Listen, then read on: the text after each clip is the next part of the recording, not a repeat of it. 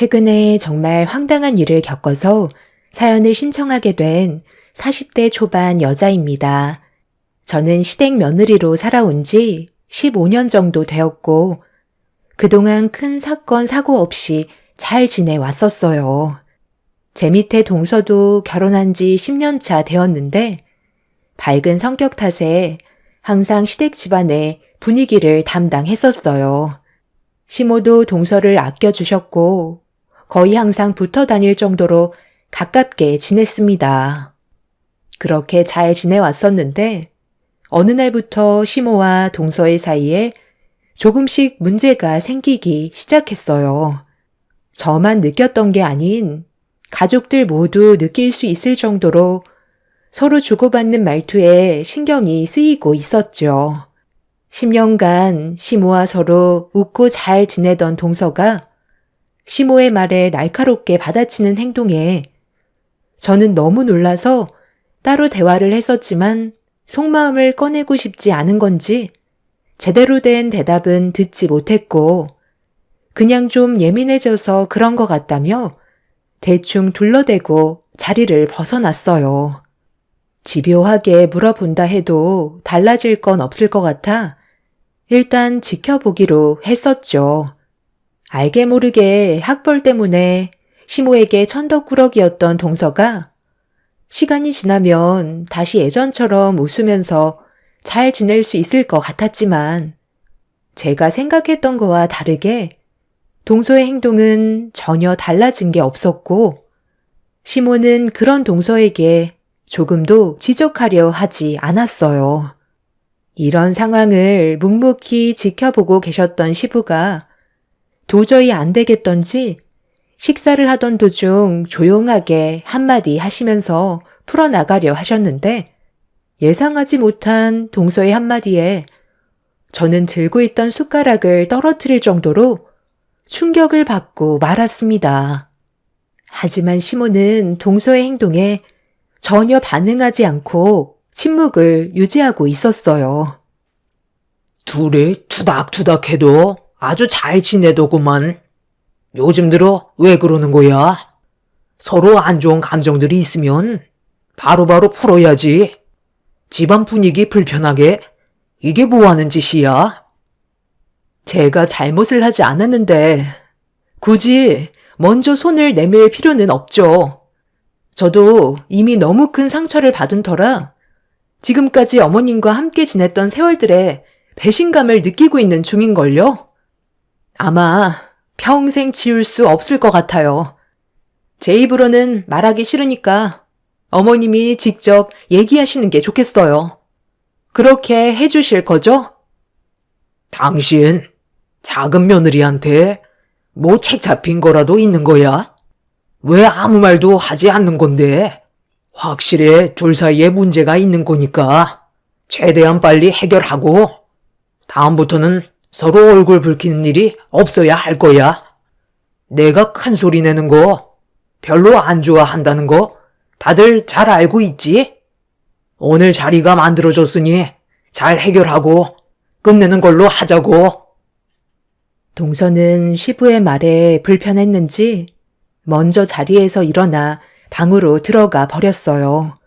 시모도 시부의 눈치를 보면서 먼저 일어나셨죠. 확실히 알 수 있었던 건 시모가 동서에게 무언가 잘못하고 있다는 걸 알 수 있었고 이런 불편한 상황들이 하루빨리 해결이 되길 바랐습니다. 그리고 잠시 뒤 시모가 동서와 대화를 하고 싶었는지 방문을 두드리면서 동서를 불렀어요. 주방에 모여있던 가족들은 방에서 나오는 동서가 시모를 따라가는 걸 확인할 수 있었죠. 그 모습을 본 가족들은 좋게 해결이 되나 싶었지만 한 10분 정도 지나자 동서가 씩씩거리면서 현관문을 쾅 닫고 들어오는데 그 소리에 놀란 가족들은 급하게 거실로 나왔고 방으로 다시 들어간 동서를 멍하니 바라만 보고 있었습니다. 그리고 뒤이어 시모가 현관문을 조심스럽게 열며 축 처진 모습으로 들어왔어요. 그 모습을 지켜보던 시부는 도대체 무슨 일이 벌어지고 있는 거냐고 동서가 들어간 방문을 두드리면서 당장 나오라고 목소리를 높이셨어요. 결혼 생활 15년 동안 이런 심각한 집안 분위기는 처음이었고 시부의 화난 모습을 처음 보게 되었던 저는 온몸이 떨리고 있었어요. 남편도 시부의 모습에 많이 놀랐는지 진정시키려 했었지만 시부는 참을 만큼 참았다면서 동서를 다시 거실 밖으로 나오게 만들었습니다. 무언가 심술이 가득한 얼굴로 고개를 돌리고 있던 동서를 바라본 남편이 서방님한테 전화를 했어요. 최대한 빨리 오는 게 좋을 것 같다고 집안 분위기를 설명해주고 있었습니다. 서방님도 이런 사실을 전혀 모르고 있는 듯한 눈치였고 확실한 건 동서가 시모에게 씻을 수 없는 상처를 받았다는 걸 확실하게 알 수 있었습니다. 서방님은 식당을 운영하고 있어서 저녁 시간이 제일 바쁘긴 하지만 집안일이 더 크기 때문에 서둘러 안 좋은 상황을 풀어주는 게 먼저였어요.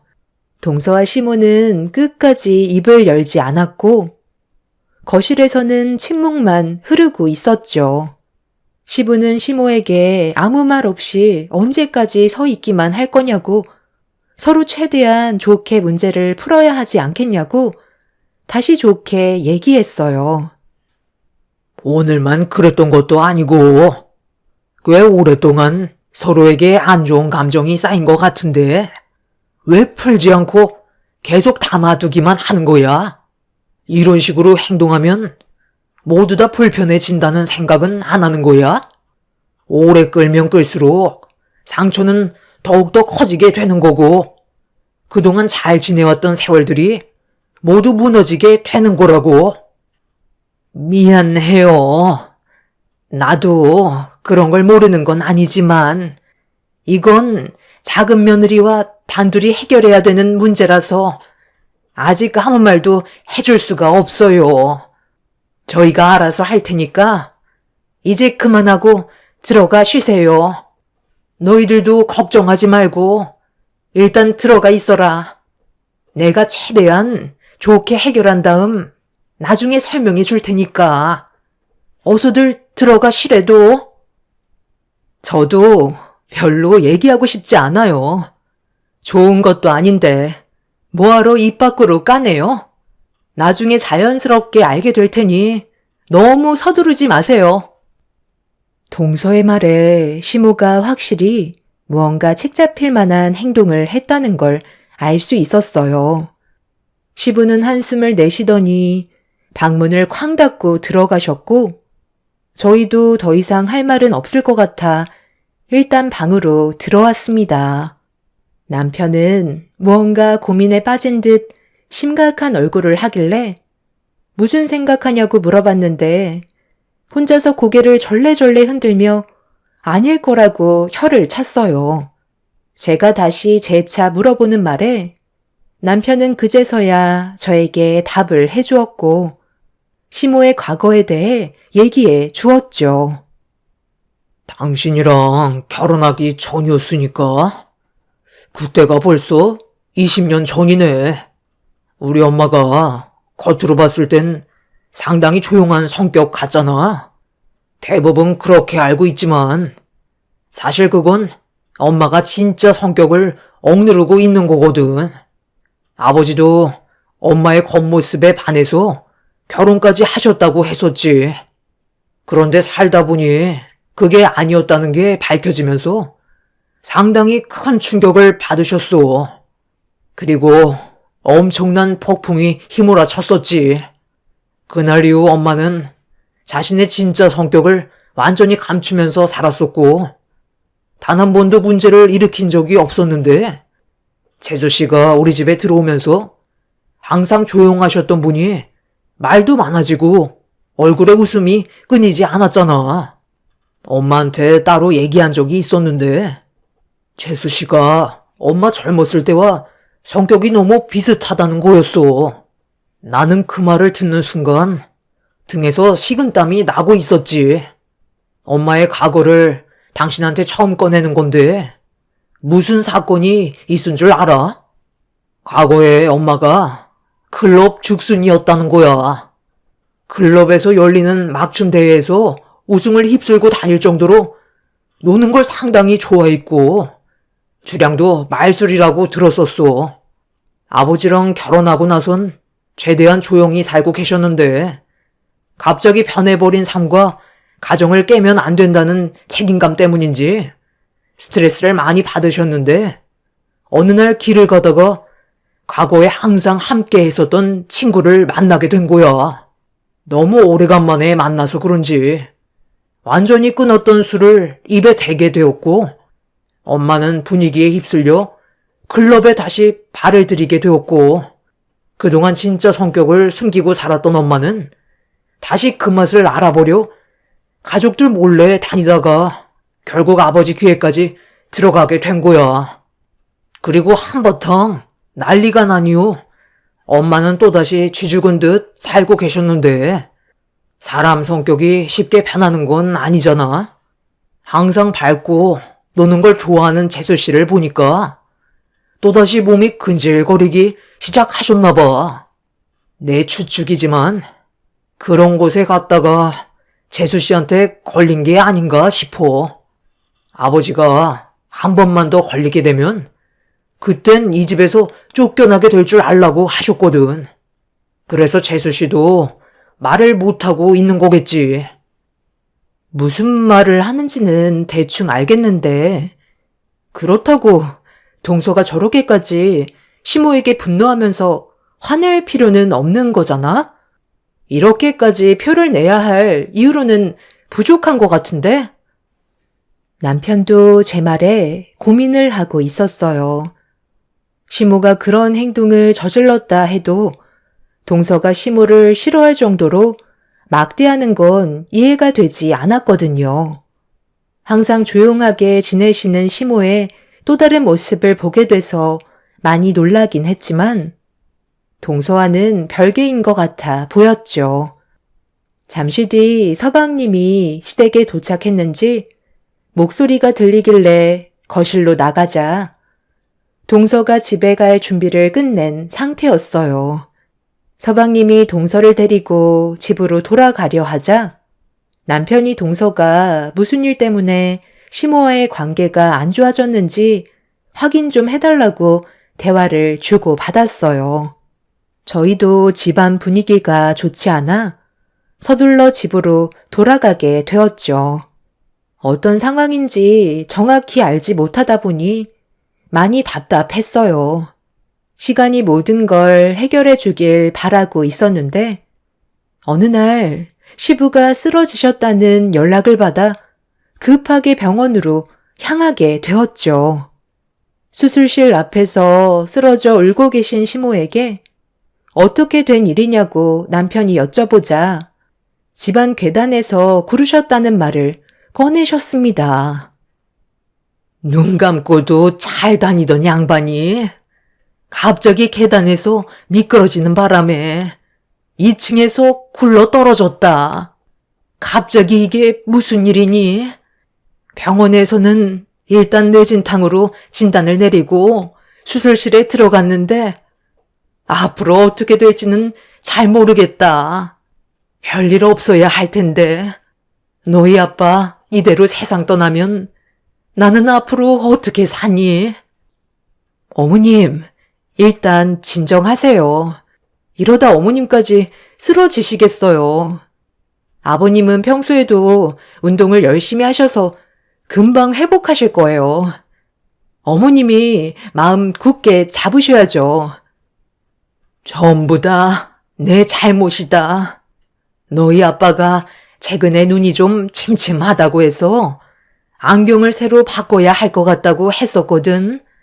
내가 옆에서 잘 챙겨주니까 같이 가길 원했는데 최근에 좀 바쁜 일이 있어서 신경을 못 써주고 있었어.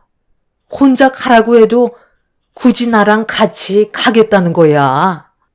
그래서 다음날 같이 가기로 했었는데 하필 오늘 사고가 난 거다. 내가 너희 아빠를 서둘러 챙겨줬었다면 이런 일도 없었을 텐데 전부 다 내 잘못이다. 이대로 세상을 떠나면 나는 앞으로 어떻게 사니?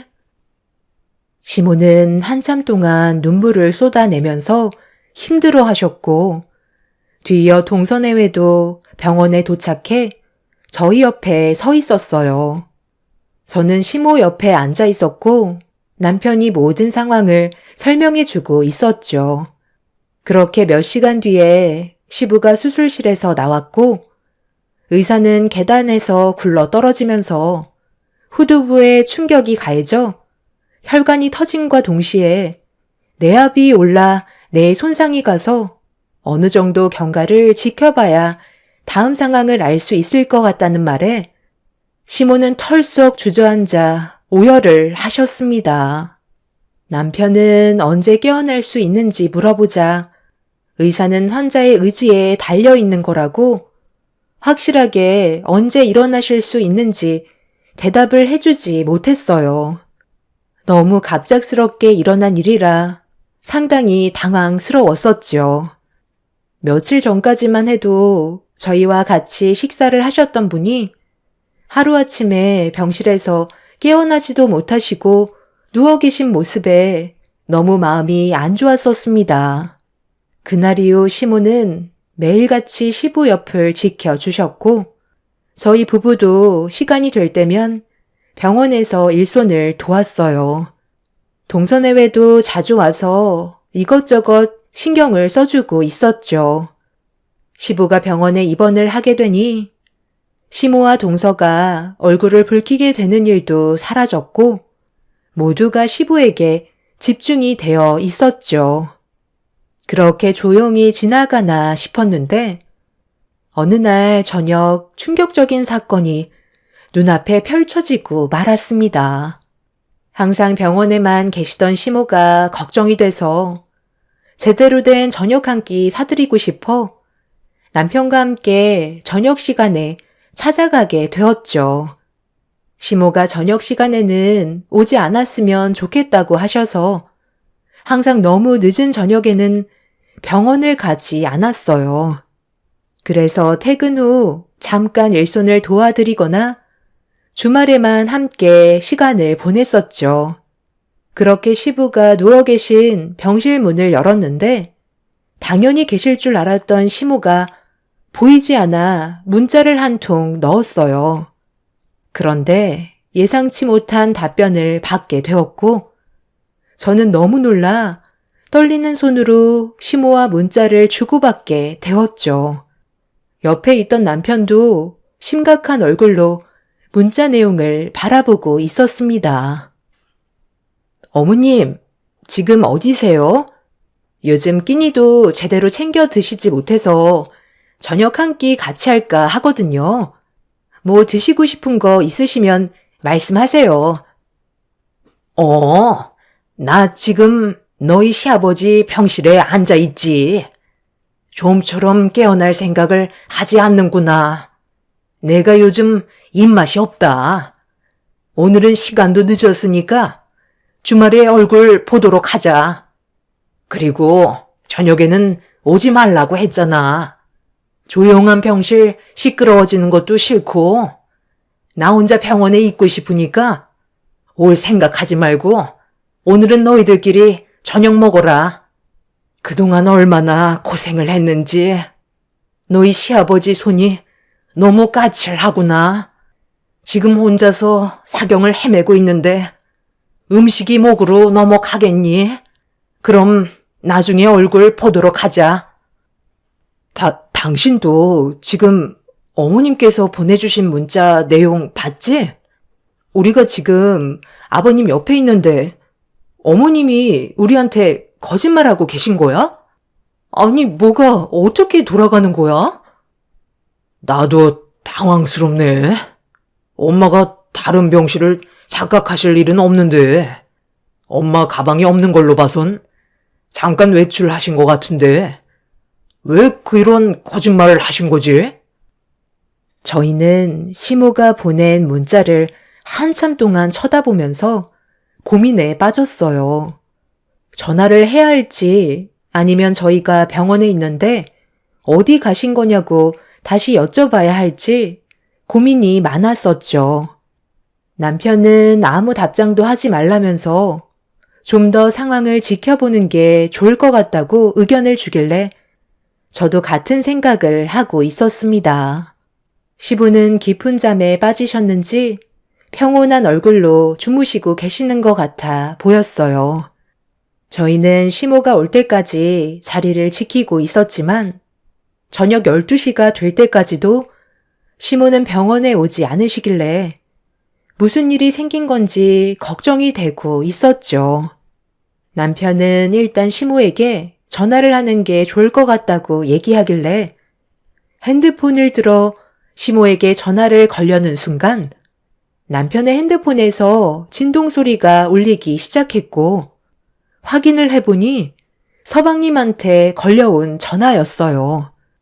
아무 생각 없이 통화 버튼을 누르는 순간 저희는 서방님의 한마디에 급하게 시댁으로 향하게 되었고 현관문을 여는 순간 눈앞에 충격적인 광경이 눈에 들어왔어요. 동서가 시모의 머리채를 잡고 집안을 휘저으며 한바탕 난리를 치고 있었습니다. 남편이 동서에게 뭐 하는 짓이냐고 소리를 지르는 순간 서방님이 남편의 팔을 잡아 끌어 당겼습니다. 너 정신 나갔어? 왜 내 팔을 붙잡는 건데? 엄마랑 재수 씨를 말려야 할 거 아니야? 엄마가 지금 머리채 잡혔는데 너는 아무렇지도 않아? 형, 잠깐만 기다려봐. 나도 지금 알게 된 사실이고 너무 충격적이라 어떻게 해야 할지 모르겠어. 저 사람의 말을 듣기 전까진 나도 화를 내면서 엄마 편을 들었었는데 저 사람이 한마디 하는 순간 아무것도 할 수가 없겠더라고. 형도 왜 저렇게까지 하는지 듣게 된다면 아마 지금의 마음이 달라질 거야. 다들 오셨어요? 어머님, 보이세요? 아주버님이랑 형님 오셨네요. 이제 그 사악한 실체를 드러내시죠. 언제까지 숨길 수 있다고 생각하셨죠? 내가 뭘 숨겼다고 그래? 나는 결백하고 아무 잘못도 하지 않았다고. 너희들 뭐하고 있어? 작은 며느리 좀 어떻게 해봐라. 이러다 몇 개 없는 머리털 다 뽑히겠다. 그냥 눈 감아주면 이 집 너한테 준다고 했잖아. 200평짜리 전원주택이면 과분한 거 아니니? 고졸 주제에 내 아들 잘 만났으면 감사하게 생각해야지. 감히 내 머리를 잡아? 이러고도 네가 무사할 것 같아? 마지막으로 경고하는데 네가 원하는 걸 받고 싶으면 당장 이 손 놓거라. 정말 안 놓을 거야? 제가 왜 놔줘야 되는 건데요? 그리고 누가 이 집 가지고 싶다 했어요? 고졸이라서 배운 게 없어 무식해서 죄송해요. 하지만 사람의 도리는 알고 살아왔거든요. 제가 그만하시라고 경고했죠. 어머님은 제 말을 무시했고 돌이킬 수 없는 결과를 낳았다고요. 아주버님, 형님, 지금부터 제가 하는 말 똑똑히 들어주세요. 동서의 입에서 나온 기막힌 말에 당장 뜯어 말려야 한다는 남편도 흥분을 가라앉혔고 엄청난 충격을 받았는지 휘청거리면서 털썩 주저앉아 버렸어요. 남편이 믿을 수 없다는 얼굴로 시모에게 다시 확인하려 재차 물어보자 입을 굳게 닫고 아무 말도 하지 못하고 있었어요. 남편은 시모에게 소리를 지르며 오열을 했고 동서는 그제서야 시모의 머리를 잡고 있던 손을 놓았습니다. 시모는 남편한테 달려와 무릎을 꿇으면서 한 번만 살려달라고 애원을 하고 있었습니다. 아빠는 지금 사경을 헤매고 계시는데 저한테 살려달라는 말이 나와요? 이러시면 안 되잖아요. 엄마 연세가 지금 몇인데 이런 말도 안 되는 일을 저질러요? 나도 너희 아빠를 진심으로 사랑하고 있지만 언제까지 이렇게 살고 싶지 않아서 더 늦기 전에 좀 더 인생을 즐기고 싶었던 것뿐이야. 그렇다고 우리 큰아버지랑 바람을 피워요? 제가 모든 가정이 무너지는 행동이라고 그만 멈춰달라고 부탁까지 했었잖아요. 아주버님 말대로 어머님이 바람 피울 나이는 지났다고요. 앞으로 살 날보다 세상 떠날 날이 훨씬 더 가까우셨으면서 남은 인생을 왜 이렇게까지 살아야 하는 건데요? 제발 여기까지만 하시라고 했잖아요. 더 나가면 저희 집안도 무너져 버린다고요. 저희 큰아버지 지금 잠적한 거 알아요? 저는 좋게 얘기하려던 것 뿐이었는데 어머님이랑 함께하고 싶다고 지금 몸을 숨긴 상태라고요. 집안은 난리가 나버렸는데 제가 가만히 있을 수 있겠어요? 아직까지 과거에 얽매여서 현실과 구분을 못하면 어떡해요? 그때가 좋았어. 내 겉모습은 늙었지만 마음은 아직 이팔 청춘이라고. 그 사람은 나랑 예전에 클럽을 휘젓고 다니면서 불타는 사랑을 했던 사람이라고. 어느 날 갑자기 사라져서 삶의 의욕이 떨어져 버려 지금의 가정을 꾸리게 됐었지만 내 마음속에는 언제나 그 사람과 함께하고 있었어. 그래서 내가 너한테 부탁했잖아. 비밀로만 해주면 지금 이 집을 너한테 넘겨주겠다고. 이 집이 얼마짜리인지 알기나 해? 어차피 병원에 누워있는 그 인간은 오래 버티지 못하고 세상 떠나게 되어 있어. 의사한테 물어보니 가망이 없을 것 같다더만. 기적이 오지 않고서야 회복 불능이라는데 깨어날 수 없겠지. 나를 방해하는 사람들은 전부 다 저렇게 되는 거야. 너희 아빠가 왜 저렇게 됐는지 알아? 나를 놓아주지 않아서 그런 거야. 남은 인생 내가 하고 싶은 대로 좀 살겠다고 짐 싸서 나가려는 걸 계속 붙잡길래 살짝 밀쳤는데 계단으로 굴러버리더라고. 곧장 119에 신고를 해서 도움을 받았더라면 지금처럼 저 정도는 아니었겠지. 그런데 그 순간 나는 무슨 생각을 했는지 알아? 그냥 모른 척 해야 되는 건지 아니면 그동안 함께한 세월이 있으니까 살려줘야 하는 건지 고민이 되더라고. 그래서 나도 그 사람과 안 좋은 추억만 있던 것도 아니고 너희들 생각해서 119에 도움을 요청했던 거야. 제발 나 좀 조용히 떠나게 해주면 안 되는 거니? 저희는 시모의 말에 상당히 큰 충격을 받아 아무 말도 할 수가 없었어요. 동서의 큰 아버님과 시모가 예전에 서로 사랑하던 사이였다는 것도 믿기지 않았지만 가정을 깨면서까지 과거에 사랑했던 사람에게 돌아가려는 시모의 행동은 저희 모두를 엄청난 충격에 빠뜨렸었죠. 동서는 시모가 중심을 잡고 과거의 일들을 덮어주길 바랐었어요. 몇 번이나 부탁을 했었지만 시모는 동서의 큰 아버님과 계속해서 몰래 만남을 지속해오고 있었죠. 이런 사실을 입 밖으로 꺼내고 싶었지만 행복했던 가정이 산산조각 나는 걸 원하지 않았기 때문에 쉽게 말을 하지 못하고 있던 거였습니다. 시모도 잘못된 길을 걷고 있다는 걸 알기 때문에 아무 말도 하지 못하고 있었죠. 결국 이런 말도 안 되는 상황들이 되돌릴 수 없는 일을 만들게 된 거였고 저희는 그런 시모를 말없이 바라볼 수밖에 없었습니다. 그런데 시모가 위층을 바라보면서 다 얘기했으니 그만 나오라고 소리를 지르고 있었어요. 그러자 잠시 뒤 충격적이게도 동서의 큰 아버님이 걸어 나오셨고, 동서는 그 모습을 보며 비명을 지르고 말았습니다. 동서가 큰 아버님의 가슴을 내려치면서 집안이 무너지는 걸 원하는 거냐고 눈물을 쏟아내자 미안하다며 고개를 떨구셨어요. 미안하다. 내가 좀 더 신중했어야 했는데, 나도 과거의 추억에 젖어 저 사람과 함께했던 기억들이 떠올라 죽어있던 내 가슴이 뛰기 시작했어. 지금도 우리는 서로 진심으로 사랑하고 있다는 걸 확실하게 알 수 있었지. 하지만 나는 여기까지 하는 게 좋겠어. 당신한테 미안하지만 우리는 이어질 수 없는 사이야. 더 이상 과거의 추억 때문에 지금의 가정을 버리고 싶지 않아.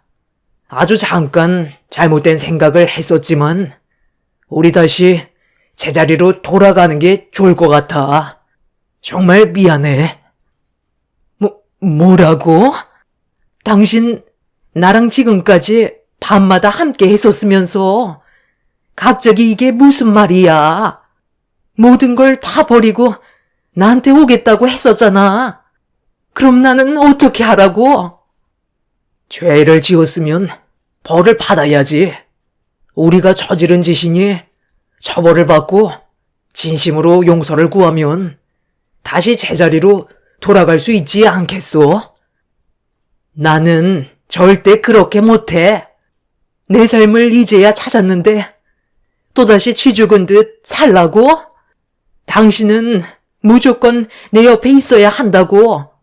내가 비행기표 끊을 테니까 우리 해외에서 살자. 그만 미련 버리고 나랑 같이 새로 시작하면 되는 거잖아. 평생 먹고 살 돈 있으니까 당신은 걱정 안 해도 된다고. 당장 짐부터 챙기자. 미안해. 나는 지금의 내 가정으로 돌아갈게. 당신이랑 나는 여기까지야. 경선아, 큰아버지가 걱정시켜서 미안하다. 너한테 정말 면목이 없다. 동서 큰 아버님이 동서를 데리고 밖으로 나가려는 순간 시모가 밖으로 나가지 못하게 붙잡자 동서가 시모를 밀쳐 버렸어요. 시모도 이성을 잃어버렸는지 동서의 뺨에 손을 올려 붙이면서 큰 아버님의 손을 잡아 끌어당겼죠. 결국 시모와 동서는 서로 뒤엉켰고 한바탕 난리가 나자 큰 아버님이 시모의 뺨에 손을 올리면서 그만하라고 소리를 질렀어요. 시모는 동서 큰 아버님을 향해 분노를 표출했고 저희는 그 모습을 멍하니 바라볼 수밖에 없었습니다. 남편은 떨리는 손을 부여잡으면서 경찰에 신고를 했고 시모와 동서의 큰 아버님의 바람으로 인해 벌어진 일들에 대해 조사를 받게 되었습니다. 결국 시모는 모든 혐의를 인정하게 되었고 지금 현재 법적 처벌을 기다리고 있는 중이에요. 아무래도 징역을 면하지는 못할 것 같습니다. 남편은 동서 큰 아버님을 상대로 소송 중이고 동서의 집안도 이런 사실로 인해 집안이 무너지고 말았죠. 결국 모두에게 엄청난 상처를 준 두 사람 때문에 온 가족은 제대로 된 삶을 살 수가 없었습니다. 이런 심각한 와중에 시부가 기적적으로 정신을 차렸어요. 기쁜 소식이지만 집안의 불행을 알려드려야 한다는 게 너무 걱정입니다. 자칫 더 큰 충격으로 또 쓰러지시게 될까봐 최대한 말을 아끼고 있긴 하지만 아직 완전히 회복이 되지 못하신 시부는 계속 시모를 찾고 계신 중이네요. 앞으로 어떻게 살아야 할지 모르겠어요. 시모는 잘못을 인정하기는 했지만 더 이상 아버님과 함께 살고 싶어 하시지는 않습니다. 징역을 받고 나오면 혼자 새 삶을 살겠다고 통보하셨죠. 자식들까지 등질 정도로 뭐가 그렇게 힘드셨을까요? 전혀 알 수 없는 시모의 생각에 저희 모두 답답할 뿐이네요. 남편과 서방님은 절대로 용서하지 않겠다며 벌을 받고 사회로 다시 나오는 순간 땅을 치고 후회하게 만들 거라며 분노를 삭히지 않았습니다. 사람 인생 한 치 앞도 모른다더니 시모가 과거의 기억에 벗어나지 못하고 이런 일을 저질렀다는 게 지금도 믿어지지가 않아요. 앞으로 저희 가족에게 더 이상의 불행이 생기지 않길 바랄 뿐입니다. 하루빨리 시부가 회복이 돼서 모든 일들이 좋게 해결이 되었으면 좋겠어요. 제 사연을 들어주신 분들 감사합니다. 안녕하세요. 예쁜 딸자매를 둔 엄마이자 여성입니다. 제 삶을 되돌아봤을 때 참 후회되진 않는 삶인 것 같아요. 지금부터 제 이야기를 들려드리려고 합니다.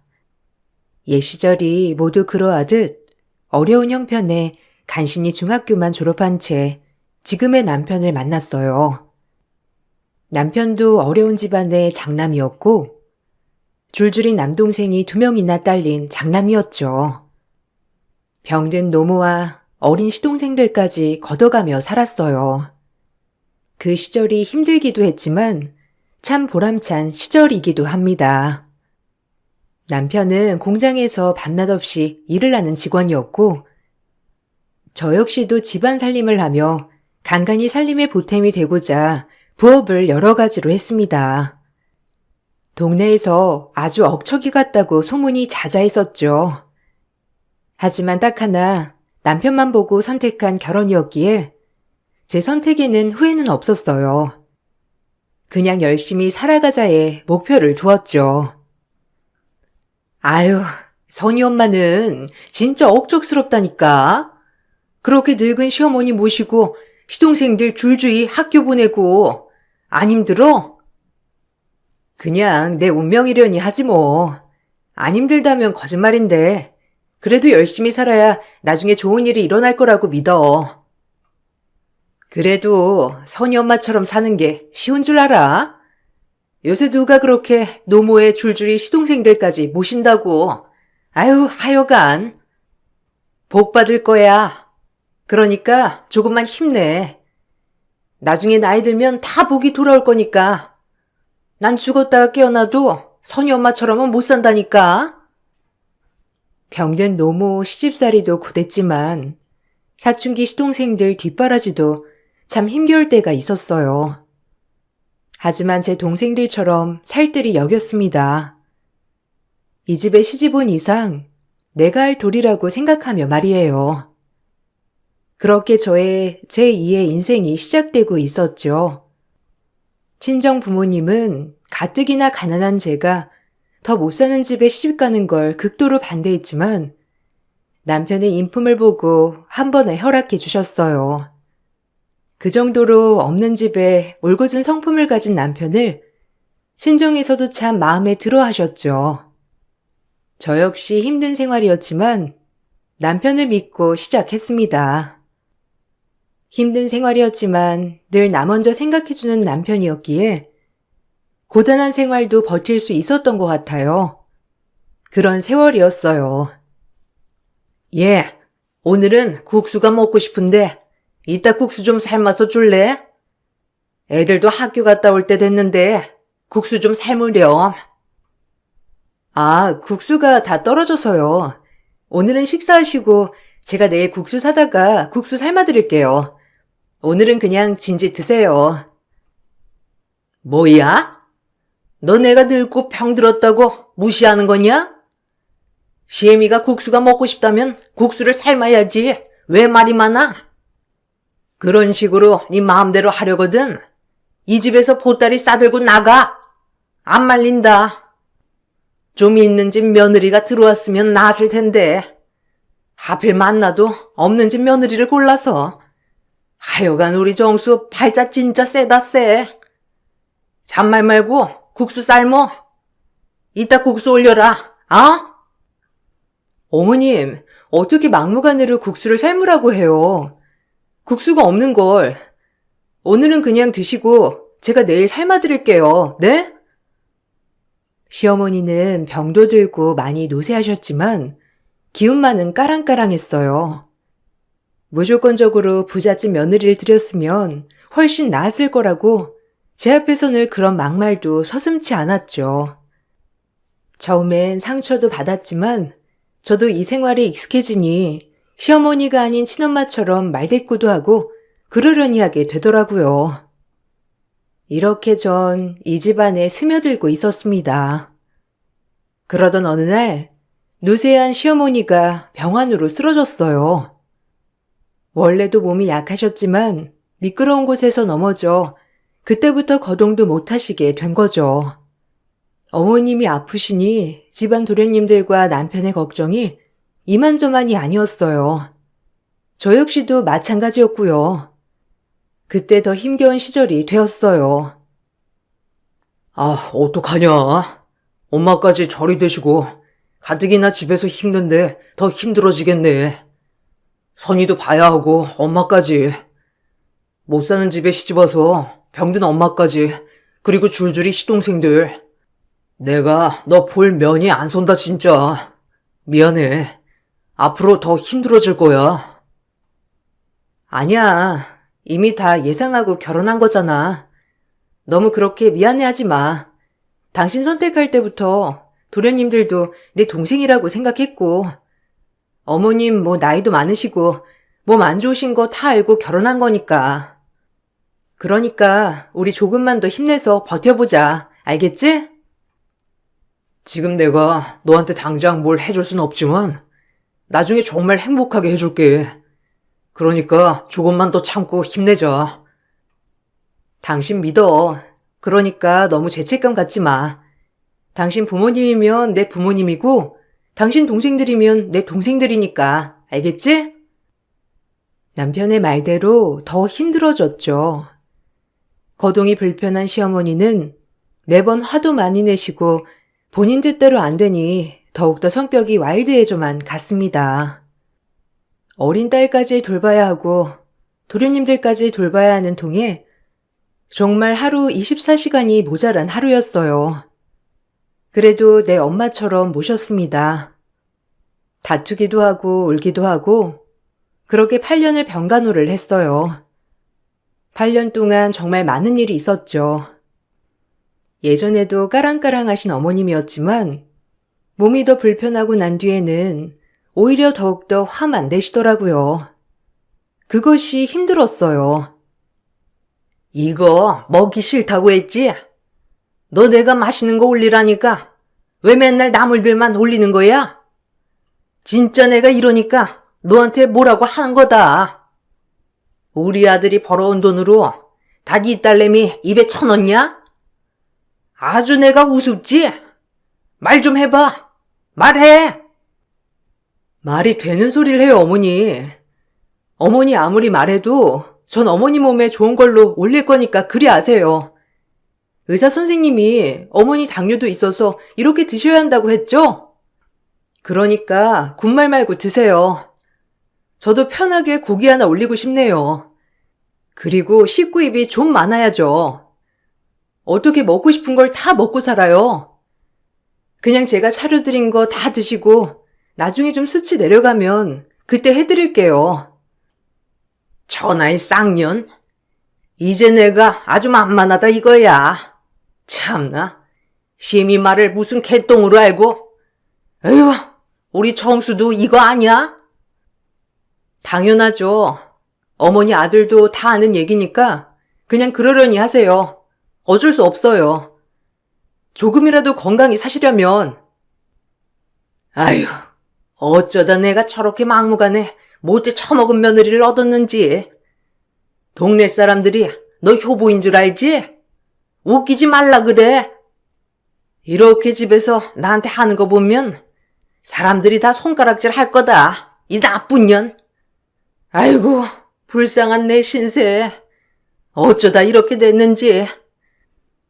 항상 까랑까랑한 어머님은 늘 욕을 서슴지 않았지만 어느새 그것도 익숙해져서 그냥 그러려니 하고 들리더라고요. 그렇게 병간호를 하였고 어머님은 병간호를 한 지 8년째 되는 해에 돌아가셨습니다. 제 손으로 똥오줌도 다 받아냈고 결혼 후 쭉 제 손으로 모신 어머님이 돌아가셨을 때 눈물이 엄청 나더라고요. 돌아가시기 직전 어머님께서 해준 말로 인해 더욱더 후회와 눈물만 앞섰습니다. 그런 저를 도련님들과 남편이 많이 위로해 주었고요. 제일 슬픈 일이었죠. 돌아가시면서 마음이 후련할 거라고 생각했지만 막상 돌아가시게 되니 제가 못해드린 것만 생각이 나더라고요. 당뇨고 뭐고 한 끼라도 더 드시고 싶은 걸 해드릴 걸.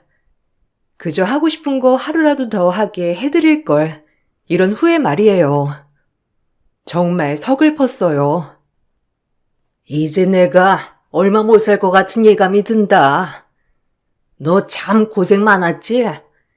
그동안 내 짜증이 화해. 몸이 마음대로 안 되니까 얼마나 화만 나던지.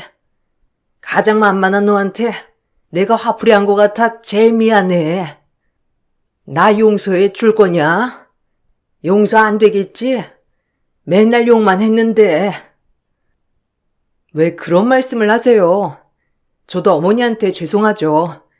그러니까 오늘도 이겨내시고 또 저랑 싸우면서 살아가셔요. 미안하다. 너한테 더 잘해줘야 했는데 없는 집에 시집와서 내가 보질만만 하고 정말 미안해. 염치 없지만 네 시동생들도 부탁한다. 그거면 내 여한이 없어.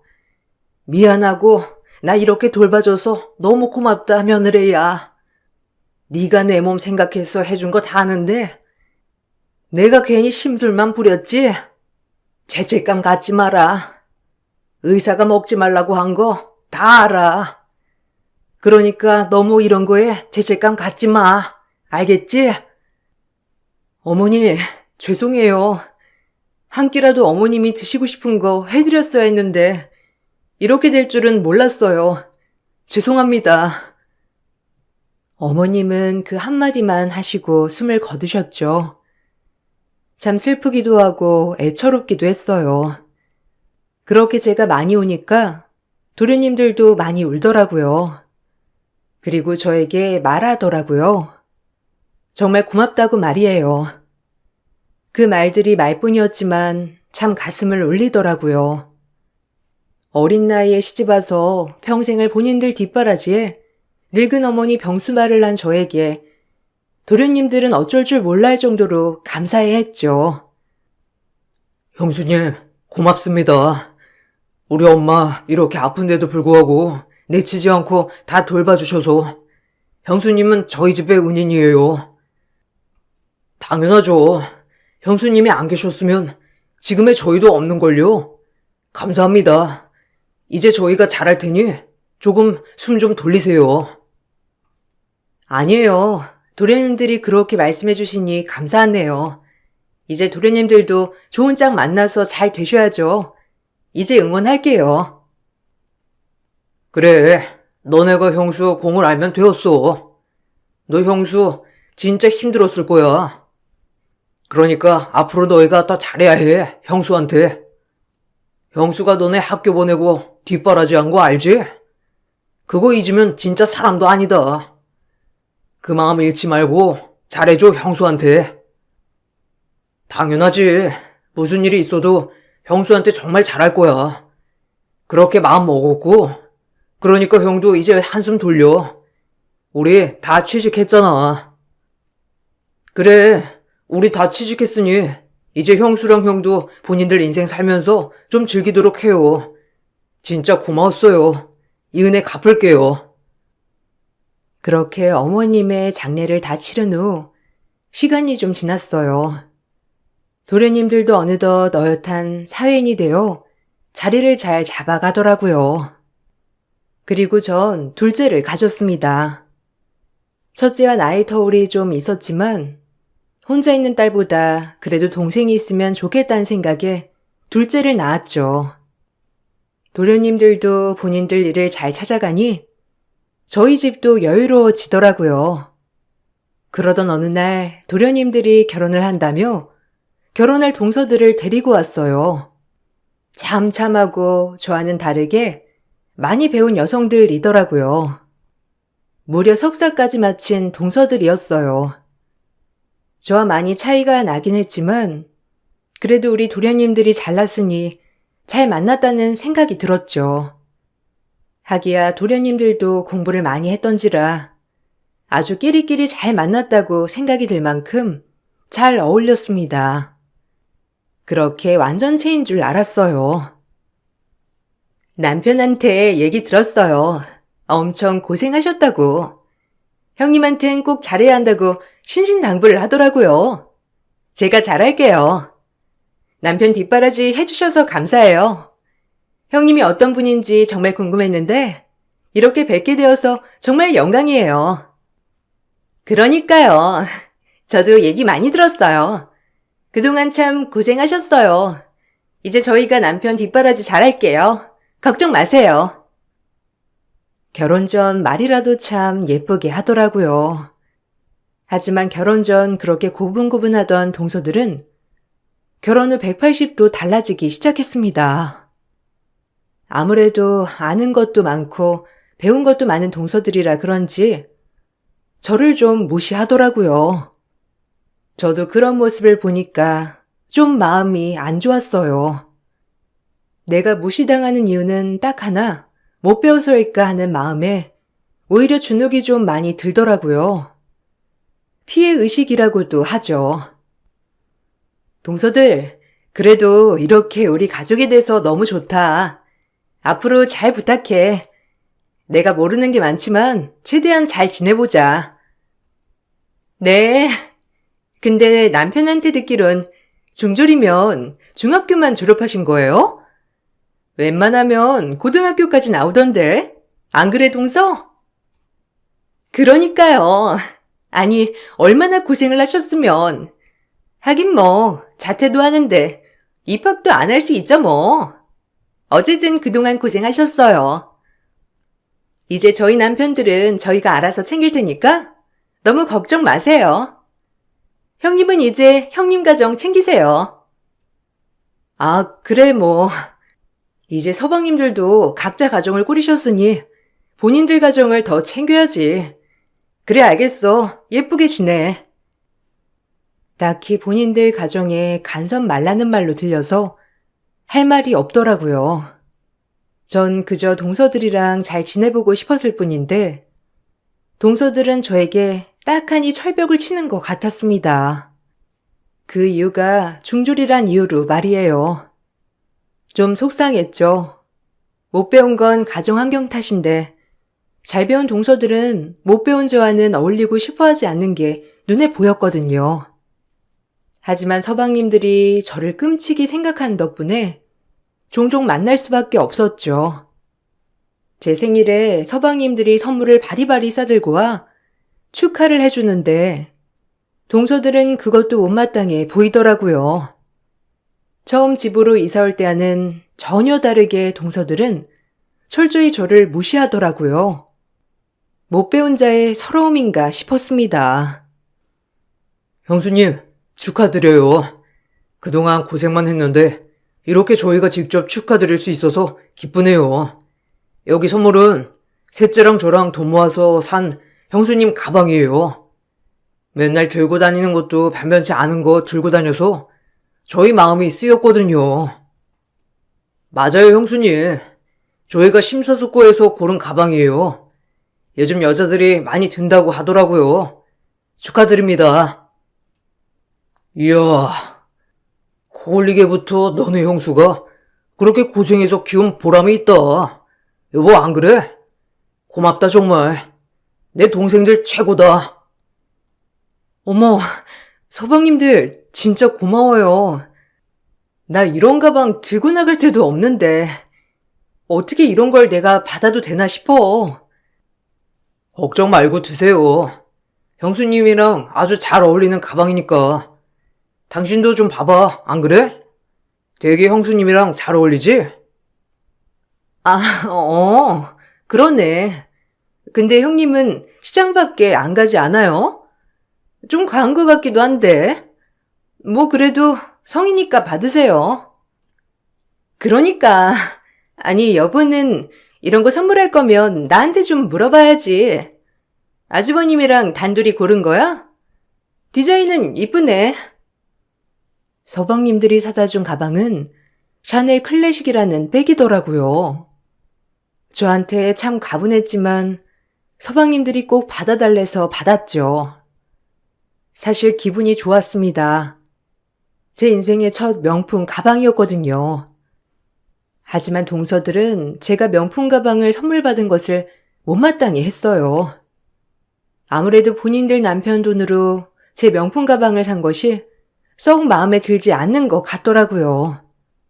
그래도 그렇게 티를 내니 민망했어요. 한두 푼도 아니었으니 그럴 거라고 생각은 들었지만 막상 이렇게 대놓고 언짢은 티를 내니 조금은 아쉽더라고요. 이런 곳에서 제가 피해의식처럼 내가 못 배워서 그런 건가 하는 피해의식 말이에요. 그래서 선물을 받으면서도 마음이 찝찝했어요. 형님은 참 좋겠어요. 어디 시동생들이 이런 걸 사다 주는 시동생이 어디 있어요? 당신은 내 가방도 한번 안 사줘 놓고. 무슨 말을 그렇게 해? 해드릴만 하니까 해드리는 거지. 당신이 이런 거에 왈가왈부할 건 아니라고 봐. 말 조심해. 어머, 내가 왜 왈가왈부할 게 아니야? 우리 부부인데. 하여튼 형님은 정말 시동생들 잘 뒀다니까. 부럽네요. 그러니까요. 이런 시동생들 없는 우리 서러워서 살겠어요. 형님, 그거 들고 시장 가면 너무 웃기겠다. 아줌마들 막 브랜드 못 알아보는 거 아니에요? 형님이 갈 데가 시장밖에 없잖아요. 아니다. 선의학교에 메고 가면 되겠네요. 조용히 안 해? 오늘 형수님 축하하는 자리니까 좋은 말만 해. 형수님, 죄송해요. 어쨌든 항상 감사드리고요. 이 사람들 말은 신경 쓰지 마세요. 오늘은 온전히 형수님의 날이니까요. 정말 축하드려요. 저희 마음이 가방으로 모자라지만요. 아니에요. 동서들이 봤을 땐 또 너무 과한 가방이라고 생각할 수 있죠. 아껴 맬게요. 맬 때마다 서방님들 생각할게요. 아유, 정말 이런 걸 받아도 되나 몰라.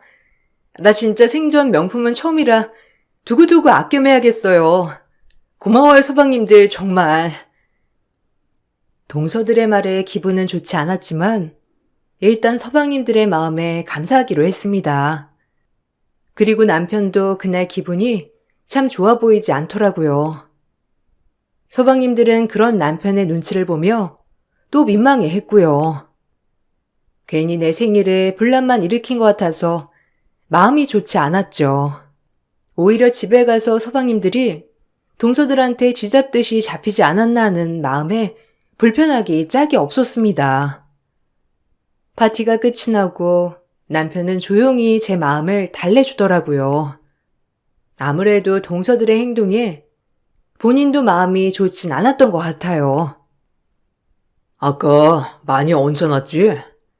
형이라고 큰소리 한번 못 냈네.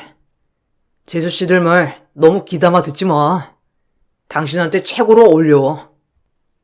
그리고 이것보다도 더 많은 걸 받아도 되는 사람이야. 내가 해주지 못해서 미안해. 다음엔 내가 더 좋은 거 해줄게, 여보. 에이, 아니야. 그냥 동서들은 아무래도 많이 배운 사람들이니까 그냥 나랑은 결이 다르다고 생각하나 봐. 그러려니 해야지. 하나하나 따지고 들면 서방님들이 얼마나 고달프겠어. 안 그래? 이해해. 그냥 서방님들만 잘 살면 난 그걸로 좋게. 그렇게 그냥 모든 욕심을 버리고 좋은 게 좋은 거라고 생각하며 살았어요. 나이 차이 많이 나는 동서들이지만 최대한 부딪히지 않으려고 애도 썼고요. 그런데 그냥 좋게 넘어가려고 하는 저에게 동서들은 정말 못 참을 만큼 선을 넘더라고요. 화가 많이 났죠. 한 달에 한 번 가족 모임이 있는데 그날 전 두고두고 쌓였던 게 폭발하고야 말았습니다. 절 그냥 대놓고 무시하더라고요. 제가 좀 늦었죠? 일 끝나고 오느라. 아우, 밖에서 사 먹어도 되는데 꼭 집에서 밥 먹으려고 하신다니까, 형님은. 그러니깐요. 요새 누가 집에서 모이나요? 그냥 밖에서 후딱 먹고 헤어지면 그게 더 편한데. 아무래도 형님이 일을 안 하셔서 이 직장인의 노고를 모르시나? 아니면 말고요. 어쨌든 음식 장만은 다 하신 거예요? 어머, 많이도 안 했네. 서방님들이 워낙 집밥 좋아하시잖아. 매번도 아니고 이럴 때 아니면 얼굴도 언제 보겠어. 이제 다 각자 뿔뿔이 흩어져 사는데 이 정도는 해야지. 다음 달부터는 그럼 나가서 먹자. 동서들 힘들다고 하니까. 오늘은 그냥 준비했으니까 먹고. 본인들 힘들다는 말에 어이가 없었지만 얼굴 붉히고 싶지 않아 참았어요. 그리고 요즘 사람들이 밖에서 먹는 걸 워낙 선호하기도 하니 그냥 그러려니 했죠. 그러다 동서들에게 나무를 못 치는 방법을 설명해주고 있는데 절 그냥 대놓고 무시하더라고요. 내가 다른 건 다 해놨는데 동서 그거 하나만 묻혀줄래? 요거 나물 무치는 거는 국간장 한 스푼에 조물조물 무치고. 어머, 이런 거 모를까 봐요? 원래 머리 좋은 사람들은 요리도 머리로 하는 거예요. 형님이야 이런 걸 다 몸소 체험하셨겠지만 요새는 그냥 머리만 있으면 하는 게 요리라니까요. 아휴, 누가 나물 무치는 거 몰라서 그럴까 봐요? 그러니까요. 무식하게 왜 나서요, 나서길. 저희가 다 알아서 할 거니까 그냥 보고만 있으세요. 다른 거 준비하시던가요. 지금 뭐라고 했어? 무식? 아니, 동서들 말을 무슨 그렇게 해? 내가 그동안도 참았는데 결혼 전에 그렇게 나보고 훌륭하다느니 고맙다느니 다 거짓말이었어? 어떻게 대놓고 사람을 무시할 수 있어? 중졸이 그렇게 무시당할 건가? 서방님들도 동서들이 이런 인성인 거 알아? 사람이 석사까지 하면 뭐해? 마인드가 초절도 안 되는 인간들인데 안 그래? 어머, 초졸이라뇨? 피해의식 있으세요? 당연히 저희가 더 유식하니까 그렇게 드리는 말씀이죠. 참나, 어이가 없네. 뭐 웃긴 놈이 성낸다고. 중졸 형님 열폭 하시네. 어이없어라 진짜. 형님 애들을 위해서라도 검정고시라도 따세요. 창피하니까. 그래, 너희들의 본성이 그거지? 서방님들도 아시니? 너희들이 이런 인간이라는 걸? 인간 같지도 않은 것들. 뭐든지 너네만 잘났지? 평생 그냥 그러고 살아. 너네 위엔 아무도 없다는 듯이 그냥 아나무인으로 말이야. 그게 너네한텐 딱이니까. 정 그 말을 끝으로 주방에서 나와 서방님들에게 빨리 오라고 전화를 하며 동서들을 데려가라고 소리를 지르기 시작했죠.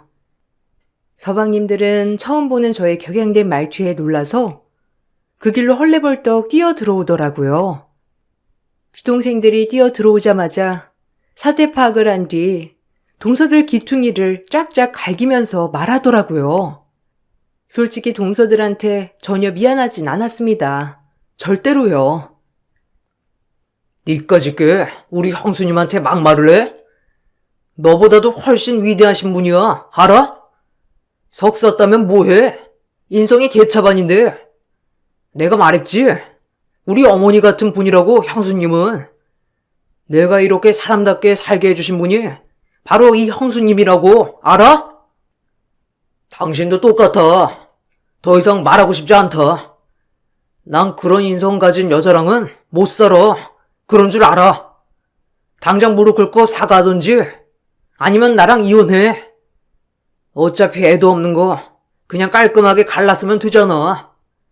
진작 알아봤지만 이 정도까지 바닥일 줄 몰랐어. 다행히 서방님들은 제 이야기를 듣고 동서들에게 뺨따기를 날리며 저렇게 얘기하더라고요. 참 고마웠어요. 그래도 저를 위해 그렇게 하기가 쉽지 않았을 텐데 오로지 저만을 위해 저런 결정을 한 것이죠. 뺨을 맞은 동서들은 어이가 없다는 듯이 서방님들을 째려보다가 저에게 악다구니를 쓰더라고요. 아직도 정신을 못 차렸다고 생각했습니다. 본인들 잘못은 모르니까요. 아, 이깟 중졸 여자가 그렇게 중요해? 나보다? 아니, 무식해서 무식하다고 한 건데 어쩜 자기 나한테 그럴 수 있어? 당신 와이프는 나야. 감히 날 때려? 내가 아무리 막말을 했기로써니 당신은 무조건적으로 내 편이 되어야 하는 거 아니야? 그러니까요. 도대체 저 무식한 아줌마가 뭐길래 시동생들이 이 난리들인지 진짜 이해가 안 간다니까요. 아, 무식한 아줌마라? 동서들 지금 살고 있는 집 명의 다 내 건 거는 알고 있어? 그리고 하나밖에 없는 선산 땅도 내 이름으로 되어 있어. 알아? 서방님들 가진 재산 영원이라고. 다 서방님들 건 줄 알았니? 내 건 줄은 몰랐나 봐. 참나. 무슨 소리예요? 이 집에 왜 형님 거예요? 분명 남편이 결혼할 때 해온 집 같은데 왜 형님 거냐고요? 말이 돼요? 내가 해줬으니까 내 명이지. 그리고 돌아가신 어머님이 유일하게 나한테 주신 게 선산 땅이야. 그땐 그게 가치가 많이 없었지만 지금은 억만배가 올랐고 그니까 이 집의 모든 재산은 다 내 명이라고. 알겠어? 이제야 사태 파악이 좀 되니? 아니 전 그냥 둘째 형님 하자는 대로 했을 뿐이에요. 저희 석사까지 나왔는데 중졸 형님한테 잔소리 들어야겠냐면서 그렇게 꼬셨단 말이에요. 제가 어디 형님한테 그러고 싶어서 그랬겠어요? 제 마음 아시잖아요, 형님. 여보도 알잖아. 입 다물어. 너희들 다 똑같아. 절대 용서는 없어. 서방님들 내 말이 차갑게 들릴지 모르겠지만 이 여자들은 아닌 것 같거든요. 이혼을 하던지 집에서 나가던지 마음대로 하세요. 전 더 이상 못 참겠네요. 정리할 거 아님 이 집에서 다 나가주세요. 사실 어머님이 돌아가실 때 저에게 고맙다고 남겨주신 유산 하나가 있었어요. 그것이 그땐 팔리지도 않고 애물단지 선산 땅이었죠. 좀 지나서 땅값이 오르면서 정말 떼돈을 벌게 되었죠. 시동생들은 이 사실을 알고도 그동안 제가 고생한 걸 알았기 때문에 모든 걸 다 저한테 위임한 상태였고요. 그래서 장가갈 때 제가 집 한 채씩 해준 겁니다. 그런 것도 모르고 동서들은 그냥 돈 없는 무식이 중졸 아주매로 절 안 것이죠. 전형적인 강약약강의 인간들이었죠. 모든 재산이 다 제 명의라고 하자 동서들은 그제야 아차 싶었는지 태도가 돌변하더라고요. 그 일이 있고 나서 저에게 다시 찾아와 무릎을 꿇고 빌더라고요. 그땐 죄송했어요. 제가 너무 안하무인이었죠? 형님이 그렇게 대단한 사람인 줄 모르고 죄송합니다. 용서해 주세요. 죄송해요, 형님. 제가 그때 너무 무식하게 말했던 거 용서 바랄게요. 형님이 용서 안 해주면 남편이 이혼하자고 난리를 치네요. 그냥 사람 하나 살리는 셈 치고 용서해 주세요. 네? 형님, 저희가 앞으로 깍듯이 모실게요. 제발요, 형님. 이렇게 빌게요. 이제 와서? 아니, 됐어. 그동안 기회 많이 준 것 같은데 나 많이 참았거든. 근데 이젠 못 참아. 그리고 비는 이유가 지금 모든 재산이 다 내 명의라 그런 거 아니야? 그럼 더 용서 못하지. 내가 과연 돈 없는 중졸 아줌마였어도 빌었을까?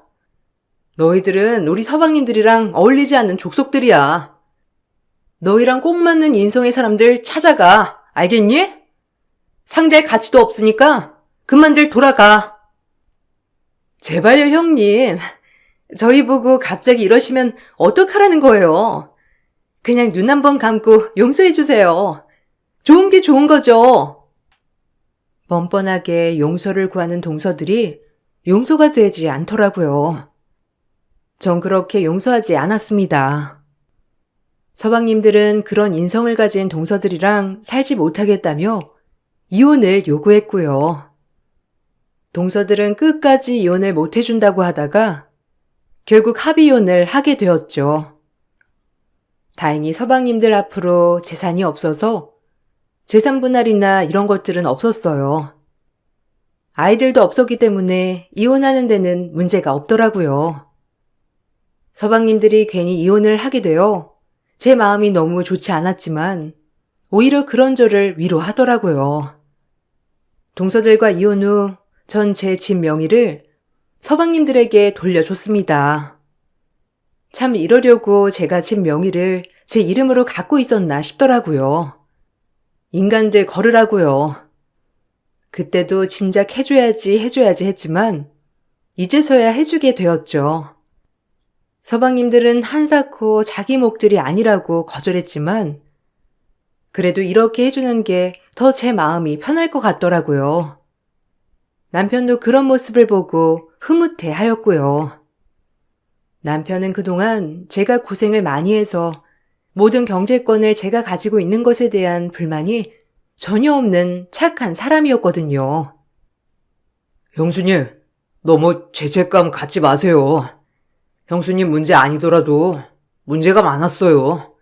사치스럽고 교양 없고. 저도 쌓이고 쌓여서 한 결정이니까 너무 본인 때문이라고 생각 안 하셨으면 좋겠어요.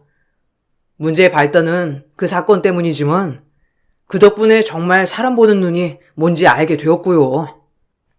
그러니까 혹시라도 너무 자책 안 하셨으면 좋겠기에 말씀드려요.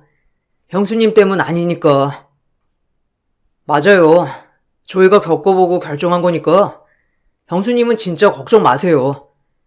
혹시라도 착한 형수님 본인 때문일까 자책하는 거 아닌지 괜히 걱정이 돼서 말씀드리는 거예요. 형수님은 저희 어머니 같은 분인데 그러시지 않았으면 좋겠어요.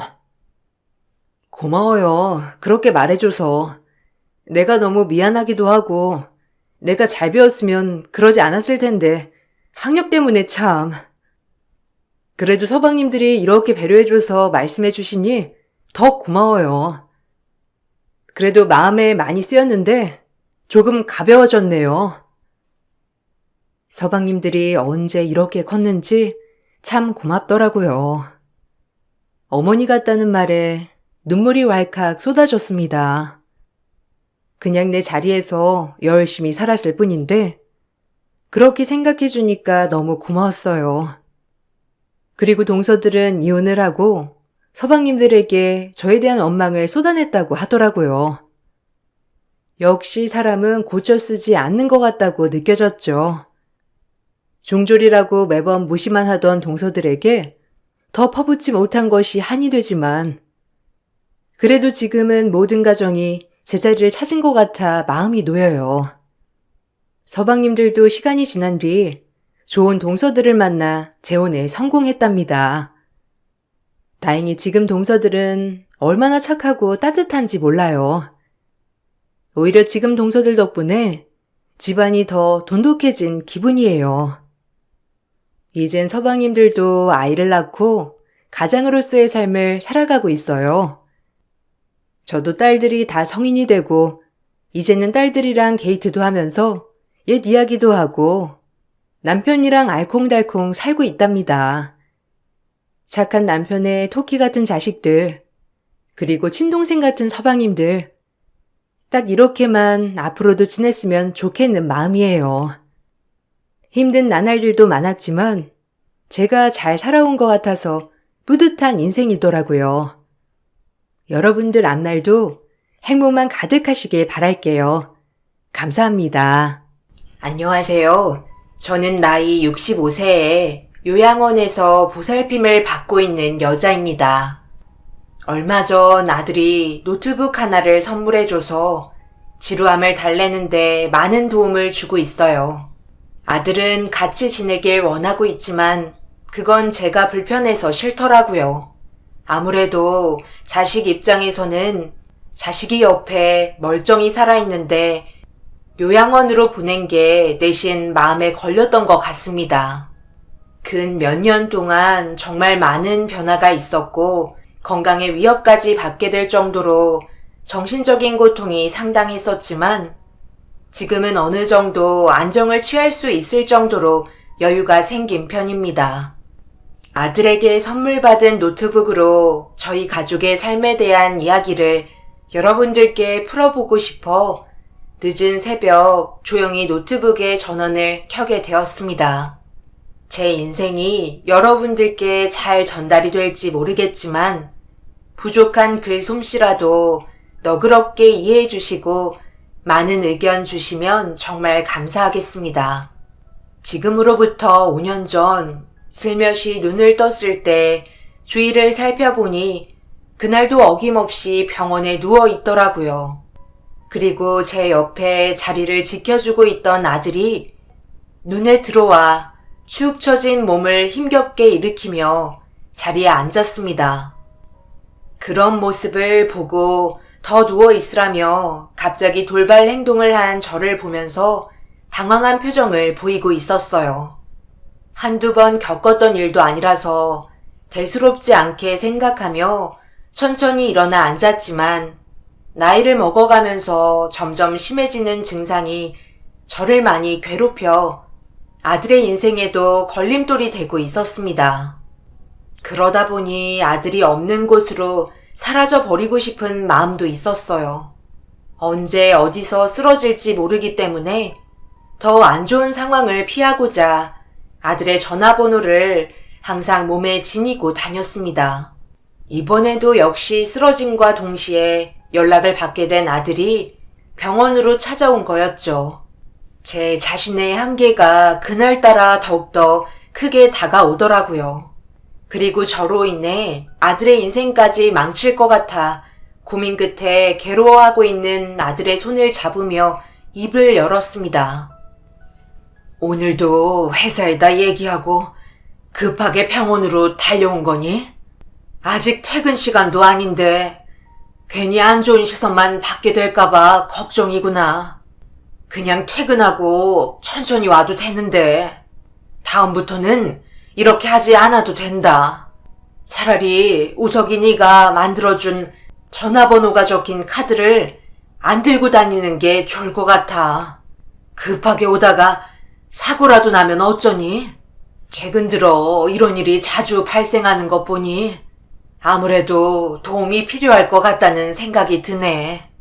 그래서 지금 살고 있는 집 처분하고 요양원에 들어가는 게 좋지 않겠어? 그래야 우석이 너도 네 인생 살 거 아니니? 너희 아빠 세상 떠나고 나서 그 짐까지 여태 메고 있었잖아. 그걸 왜 엄마가 걱정하세요? 제가 알아서 할 문제인데. 회사에서도 너그럽게 다 이해해 주세요. 그리고 요양원에 들어가는 건 좀 더 생각해 보는 게 좋을 것 같아요. 저번에도 똑같은 말 계속 반복하시는데 요양원이 그렇게 좋은 곳은 아니잖아요.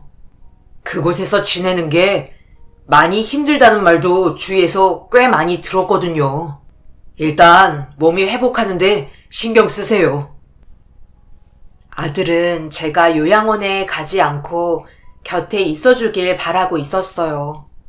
그만큼 저희는 서로 많은 부분에서 의지하며 세상을 먼저 떠난 집안의 가장이었던 남편의 빈자리를 채웠습니다. 아들은 의사와 대화를 주고받으며 제가 가지고 있는 병에 대해 꽤 심각한 대화를 주고받는 듯 아들의 얼굴 표정이 점점 굳어져 가고 있었어요. 그렇게 한참 동안 대화를 하고 난 이후 저에게 다가온 아들은 예전에 비해 몸 상태가 많이 안 좋아졌다는 결과를 가져왔고 뇌의 혈류량이 현저히 떨어져 급격한 온도 변화에 노출되거나 과호흡 또는 많은 움직임을 전보다 절반 이하로 줄이는 게 좋을 것 같다는 말에 결국 아들에게 피해주지 않으려 병원비 충당하려 했던 회사마저 그만둬야 한다는 진단 결과를 전달해 주었습니다. 그렇게 제가 겪고 있는 만성 희귀병인 모아모아병은 언제 어디서 갑작스럽게 세상을 떠나게 될지 모를 정도로 매일 불안에 떨면서 살아가야 했어요. 의사는 뇌출혈을 제일 조심해야 한다며 수술을 받길 원하고 있었지만 저희 가정의 경제력으로 수술 받기에는 너무 비싼 비용 부담에 선뜻 수술 결정을 할 수가 없었어요. 그리고 수술을 한다고 해서 완벽하게 좋아진다는 보장 또한 없기 때문에 망설일 수밖에 없었죠. 제 아들을 임신했을 때도 고혈압을 조절하기 위해 많은 어려움이 있었고 일반 출산이 아닌 제왕절개로 태어난 아이라 정말 어렵게 제품에 들어올 수 있었어요. 그만큼 누구보다 아들의 사랑이 각별했기 때문에 앞으로의 인생을 행복하게 잘 살길 원했었고 아들 인생에 피해주고 싶지 않았습니다.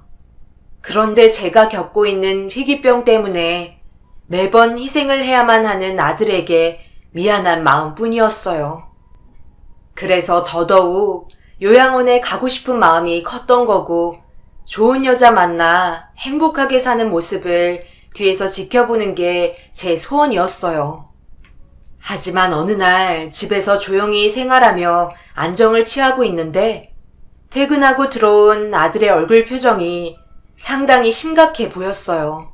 한참 동안 방에 들어가서 언성을 높이며 대화를 주고받고 있는데 조용히 들어보니 일상적인 문제가 아니라 꼭 연인과 통화하는 것 같은 느낌이 들더라고요. 그래서 아들이 방에서 나올 때까지 기다리고 있으니 한참 뒤 어느 정도 진정이 되었는지 통화를 끝내고 거실로 걸어 나왔습니다.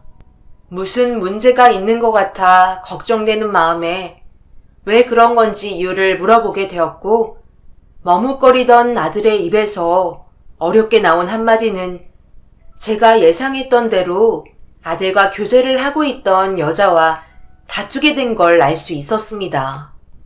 그리고 그 이유는 결혼 얘기 때문에 문제가 생긴 듯 보였어요. 결혼? 우석이 너 결혼하고 싶은 여자가 있었던 거야? 엄마는 오늘 네가 연애하고 있는 것도 처음 알았는데 결혼 얘기가 벌써 오고 간 거 보면 꽤 오랜 기간 만나온 것 같은데 마음은 확실하게 자리를 잡은 거고 집으로 한번 데려와봐. 그래도 얼굴은 봐야 하지 않겠어? 우리 아들이 만나고 있는 여자는 어떻게 생겼는지 상당히 궁금한데? 남들 연애하는 거 다 똑같죠. 아니 결혼도 아직 안 했는데 어머니 치료비 대신 납부해 주겠다고 하잖아요. 제가 돈을 안 버는 것도 아니고 천천히 모아가는 것 뿐인데 무작정 돈을 주겠다니 난감했던 거죠. 아들은 서로 알고 지낸 지 2년 정도 됐었다며 자기도 결혼에 대해 진지한 생각을 가지고 있다며 조만간 교제 중인 여자를 데려오겠다고 설명해 주면서 다시 걸려온 전화에 다시 방으로 들어가 대화를 주고받았습니다. 처음에는 숨기고 있었는데 결혼을 해야 될 시기가 왔는지 서로 진지한 대화를 주고받는 것 같았어요. 아들의 나이도 결혼 정년기라 생각했지만 하나도 가진 게 없는 제가 아들에게 아무것도 해줄 수가 없어서 막상 닥쳐올 그날이 걱정되기 시작했네요. 아들은 예정대로 주말에 여자를 데리고 집으로 들어왔어요. 떨리는 마음 진정시키며 최대한 침착하고 자연스럽게 행동하려고 노력했지만 아들이 처음 데려온 여자라서 그런지 반가운 마음을 감출 수가 없었습니다. 그렇게 현관에서 들려오는 목소리에 주방에서 음식을 준비하다 말고 서둘러 거실로 나왔는데 아들이 저에게 소개해준 여자와 눈을 마주치며 인사를 주고받던 도중 숨이 덜컥 멎을 것 같은 느낌이 들었고 그 순간 어떻게 대처를 해야 할지 몰라 멍하니 여자만 바라보고 말았습니다. 정신줄을 잠깐 놓게 되었는지 아들이 부르는 소리에 깜짝 놀라 금세 정신을 차리고 모두 함께 모여 식사를 하려는데 계속해서 아들이 데려온 여자에게 시선이 가게 되더라고요. 그리고 어떻게 말을 해야 할지 몰라 한참의 고민 끝에 상처 주지 않으려 조심스럽게 둘의 나이 차이가 얼마나 되는지 물어보았습니다. 아들도 제가 한 질문에 대해 어느 정도 예상하고 있었는지 아무렇지도 않게 답변을 해주었고 충격적인 대답으로 인해 머릿속에서는 어떻게 처신을 해야 할지 몰라 아들의 답변에 쉽게 대답을 해주지 못했었어요. 그러자 어색한 웃음을 보이며 여자는 저에게 말을 걸어왔네요. 어머님, 많이 당황하셨죠? 저희도 어떻게 설명을 드려야 할지 정말 고민이 많았었는데요. 어차피 알게 되실 거라 그냥 솔직하게 털어놓기로 우석 씨와 결정하게 되었어요. 지금 이 상황 믿기 힘드시겠지만 우석 씨가 말한 것처럼 저희들의 나이 차이는 좀 많이 나는 편이에요. 하지만 지금까지 서로 만나오면서 불편한 거 하나 없이 잘 만나고 있어요. 요즘 나이 차이 많이 나는 거 크게 상관없잖아요. 서로 진심을 다해 사랑하면 되는 거라 생각해요. 어머님, 저희 결혼 받아주실 거죠? 지금 제가 너무 당황스러워서 무슨 말을 해야 할지 잘 모르겠네요. 한두 살 차이 나는 것도 아니고 20살이나 차이 나는데 아무래도 받아들이기가 힘이 들겠죠. 아들, 이 문제 때문에 그동안 말 안 하고 있었던 거니? 지금 우석이 나이가 30살인데 그쪽이 50이라는 거잖아요. 거의 엄마뻘 정도 되는 나이 차이 아닌가요? 그거 아세요? 저와 나이 차이가 10살밖에 차이 안 나는 거? 이 사실을 그쪽 부모님께서도 알고 계시는 거예요? 사랑의 나이 차이 상관없다고 하지만 아무리 그래도 이건 좀 받아들이기가 힘이 들 것 같아요.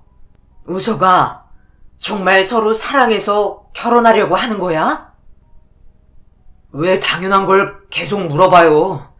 그렇다니까요. 사랑해서 만나는 건데 나이 차이가 무슨 소용이에요. 서로 행복하면 그만 아닌가요? 그렇긴 한데 한두 살도 아니고 20살이나 나이가 많다 보니 걱정돼서 하는 말이지. 혹시 아이를 가질 수 있는 나이는 지났죠? 네, 몇 년 전에 폐경이 돼서 지금은 아이를 가질 수 없는 상황이에요. 어머님, 제가 많이 부족한 거 아는데요. 저희 정말 진심으로 사랑하고 있고 나이 문제로 절대 헤어질 수 없어요. 결혼 허락해 주시면 안 될까요? 앞으로 행복하게 사는 모습만 보여드릴게요. 저희 부모님께서는 우석 씨를 받아들인 상태세요. 어머님만 허락해 주시면 앞으로 행복하게 살 수 있어요. 할 말이 없었어요. 무슨 말을 해줘야 할지 몰라 입이 떨어지지 않아 난감한 표정을 보여주게 되었습니다. 아들이 40살이 되면 저희 집에 인사 온 여자는 환갑이 되어 버리니까요. 당연히 여자 집안은 손해볼 건 없기 때문에 허락해 주신 것 같았어요. 그렇게 한참 동안 대화가 오고 간 뒤 아들은 여자를 집에 데려다 주겠다며 둘은 밖으로 나갔고 집안에 홀로 남은 저는 아들의 인생에 행복이 오면 좋겠지만 불행이 올까봐 그동안 살면서 처음으로 많은 걱정을 하게 되었어요. 하지만 제가 싫다고 반대를 한다고 해서 아들이 제 말을 들을 것 같지도 않았습니다. 한참 뒤 집으로 돌아온 아들은 거실 소파에 앉아있는 제 옆에 앉더니 결혼을 하게 되면 많은 부분들의 변화가 찾아오겠지만 모든 게 지금보다 좋아질 거라면서 계속 긍정적인 말들을 늘어놓았어요. 저 또한 아들과 진지한 대화를 이어나가면서 나이 차이 때문에 엄마로서 걱정되는 부분들을 풀어놓았습니다. 그렇게 오랜 시간 동안 대화를 주고받았고 누구보다 아들의 행복을 바라는 게 저였기 때문에 결국 아들의 결혼을 허락해주고 말았어요. 제가 상상했던 그런 모습들은 아니었지만 그래도 인사 왔을 때 아들과 여자가 서로 주고받은 눈빛은 누가 봐도 진심이 느껴졌습니다. 얼마 뒤 모든 게 일사천리로 빠르게 일이 진행이 되면서 상견례 자리가 만들어졌어요. 떨리는 마음으로 약속된 장소에 모두가 모여 서로 인사를 주고받은 뒤 좋은 분위기를 이끌어 나가고 있는데 갑자기 사부인이 신경에 거슬릴 만한 한마디를 툭 던지며 순간적으로 기분을 상하게 만들었습니다. 예전에 저희 부부가 동네 사람들의 추선으로 만나게 되면서 결혼을 상당히 일찍 했었거든요. 20대 때 경애가 태어나서 그런지 저희와 정반대로 경애는 결혼이 계속 늦어져서 걱정이 많았는데 그래도 짝은 있다고 이렇게 좋은 자리가 만들어졌네요. 처음에 최서방 나이 듣고 어찌나 놀랐던지 20살 나이 차이가 극복하기 힘들었을 텐데 둘이 잘 만나는 거 보면 그래도 제 딸이 마음이 넓어서 그런지 비를 잘 맞춰주며 지낸 것 같더라고요. 최서방이 아무래도 20살이나 어리기 때문에 마음이 넓은 제 딸이 너그럽게 받아줘야지 어쩌겠어요. 아, 그리고 다음 주에 입원하시는 거 알고 계시죠? 경애가 시어머니 됐다고. 이번에 병원 예약 잡아놨는데 모르셨어요? 뭐야 병인가 뭔가 하는 희귀병 때문에 병원 출입이 잦았다면서요? 의사 말로는 수술하기를 권장하고 있다던데 최서방 아직 얘기 안 해드렸어? 모르는 눈치신데 저희가 이번 결혼 성사되면 사돈병원 치료비 대드리기로 했거든요. 결혼한 아들, 딸 행복한 모습 오랫동안 봐야 하지 않겠어요? 그게 무슨 말이죠? 그러니까 지금 이 결혼 조건이 붙었단 말인가요? 우서가, 지금 내가 모르고 있는 부분이 있는 거야? 어머니, 그게 아니라요. 경혜 씨랑 결혼하면 장인어른이 잘 알고 계시는 병원이 있는데 그곳에 입원하기로 대화가 오고 간 것뿐이에요. 어머니 수술 조건으로 결혼하는 거 아니니 절대 오해는 하지 마세요. 한 가족이 되는 거니 서로 오랫동안 행복하게 지내는 게 좋잖아요. 그리고 결혼하게 되면 아무래도 따로 살아야 하니 어머니 몸이 좋아지는 게 우선이죠. 어머님이 건강하셔야 이 사람이 매일 웃으며 지낼 수 있죠. 수술만 해도 좋은 결과 얻을 수 있다고 했으니까 너무 부정적으로 생각하지 마시고 치료받는 데만 신경 쓰도록 하세요. 엄마는 말을 잘 전달하셔야지. 오해하실 뻔했잖아요. 벌써 기분은 상한 상태였어요. 제가 모르고 있던 내용을 떠나서 사돈이 수술 문제로 접근한 게 아니냐는 듯한 어조로 저를 바라보고 있었으니까요. 순간적으로 어색해진 분위기를 다시 풀어놓기 위해 며느리가 다른 말로 상황을 돌렸고 그렇게 시작은 좋았지만 끝이 좋지 않았던 상견례 자리를 끝내고 아들과 며느리는 결혼까지 하게 되면서 법적으로 부부가 되었습니다. 그리고 결혼 이후 저는 며느리가 말했던 것처럼 병원에서 수술을 받게 되었고 좋은 결과까지 오면서 수술 후유증이 남지 않게 한동안 병원 신세를 지며 매일 찾아오는 아들과 며느리를 보면서 둘을 진심으로 받아들이게 되었네요. 며느리는 세세한 부분들도 놓치지 않고 제 아들을 챙겨주는 모습이 너무 보기가 좋았어요. 그런데 며느리가 잠시 자리를 비운 사이 아들이 알 수 없는 의문의 말 한마디를 툭 던졌고 이해를 하지 못해 다시 재차 물어보면서 왜 그런 결정을 했는지 이해할 수 없었네요. 잘 다니던 직장을 그만두고 사돈 어른 밑에서 일을 배운다는 게 적은 나이가 아닌 아들이 잘 해낼 수 있을지 걱정이 많아지더라고요. 그런데 나중에 아들과 며느리에게 물려주려고 하는 것 같다는 말을 들을 수 있었습니다. 어머니, 퇴원하시면 저희 신혼집 한번 놀러 오셔야죠. 원래 시내권으로 집을 알아보려 했는데 장인어른이 하고 있는 사업을 물려받길 원하셔서 하던 일 그만두고 같이 들어가 살게 되었어요. 한마디로 처가댁이 신혼집이 된 거나 마찬가지죠. 뭐? 그게 무슨 말도 안 되는 소리를 하고 있는 거야? 어떻게 사돈댁이 신혼집이 될 수가 있어? 우석아, 너 사돈댁에서 같이 살기로 한 거야? 그게 얼마나 불편한 건지 몰라서 그래. 왜 그런 결정을 했는지 엄마는 이해할 수가 없구나. 장인어른이 최근 들어 체력적으로 많이 힘드셨는지 누군가 자기 일을 물려받길 원하셨는데 때마침 내가 결혼하겠다고 찾아오면서 어느 정도 마음을 가지고 계셨던 것 같았어요.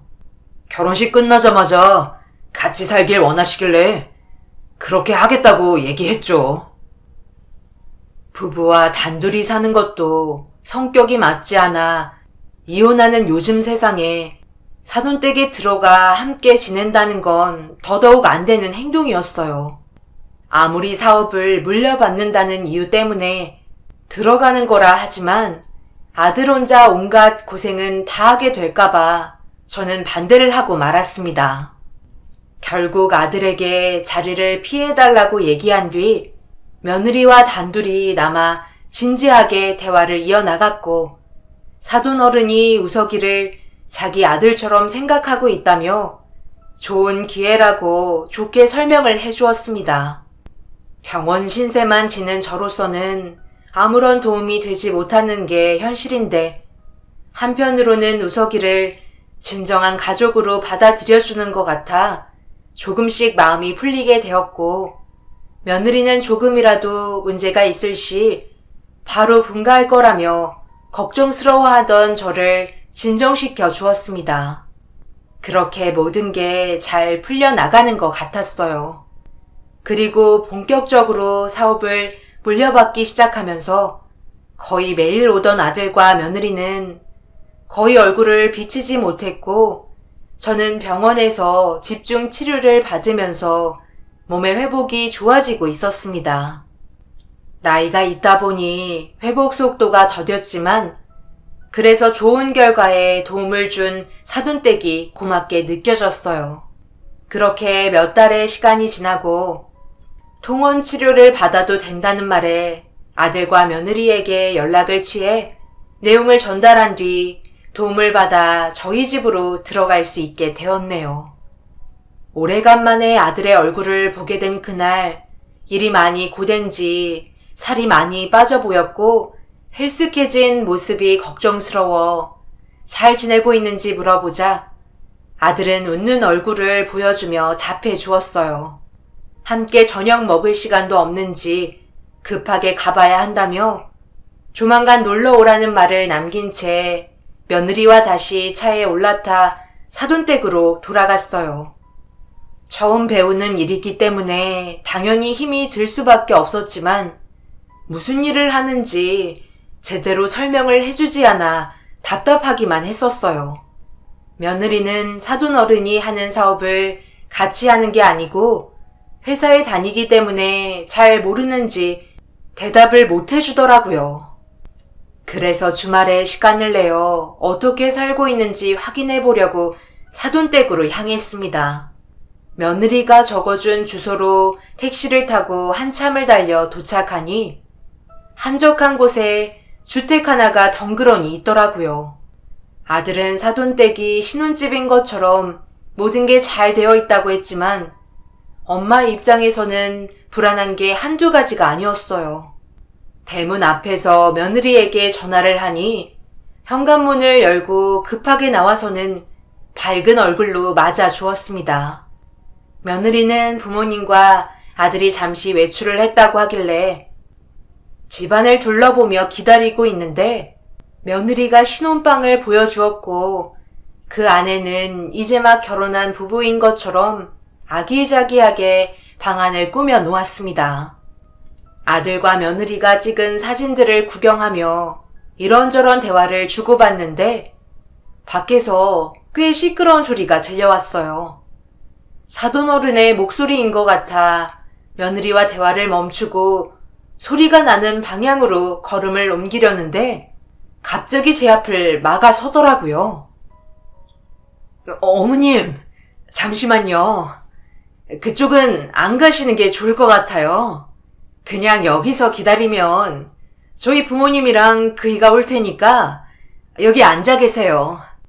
그쪽은 저도 들어가지 못하는 곳이에요. 아빠는 자기 공간에 누군가 들어오는 걸 상당히 싫어하거든요. 내가 지금 여기 온 지 2시간이나 넘었는데 아직까지 아무런 연락이 없잖니. 내 아들도 전화를 안 받고 그런데 저쪽에서 사돈 소리가 분명히 났는데 가서 얘기 좀 해주면 안 되겠니?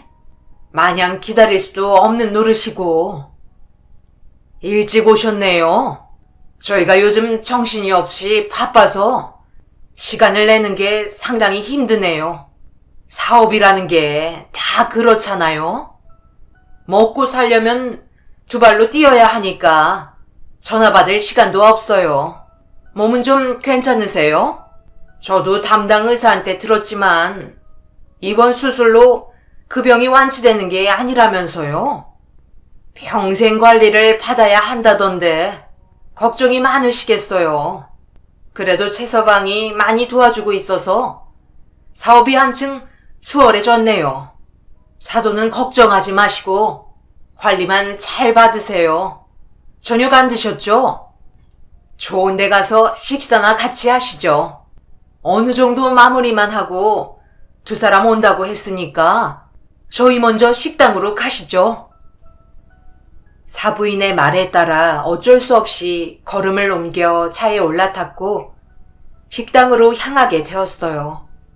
그렇게 음식이 나오고 잠시 뒤 사돈어른이 식당 문을 열며 고개를 내밀었고 며느리의 손짓에 밝은 웃음으로 다가왔습니다. 그런데 아들이 보이지가 않아 사돈어른에게 물어보니 오고 있다며 배가 고팠는지 급하게 식사부터 하길래 식당 문 쪽을 바라보면서 아들이 들어오기만 기다리던 도중 문이 열리면서 아들의 모습을 보게 되었습니다.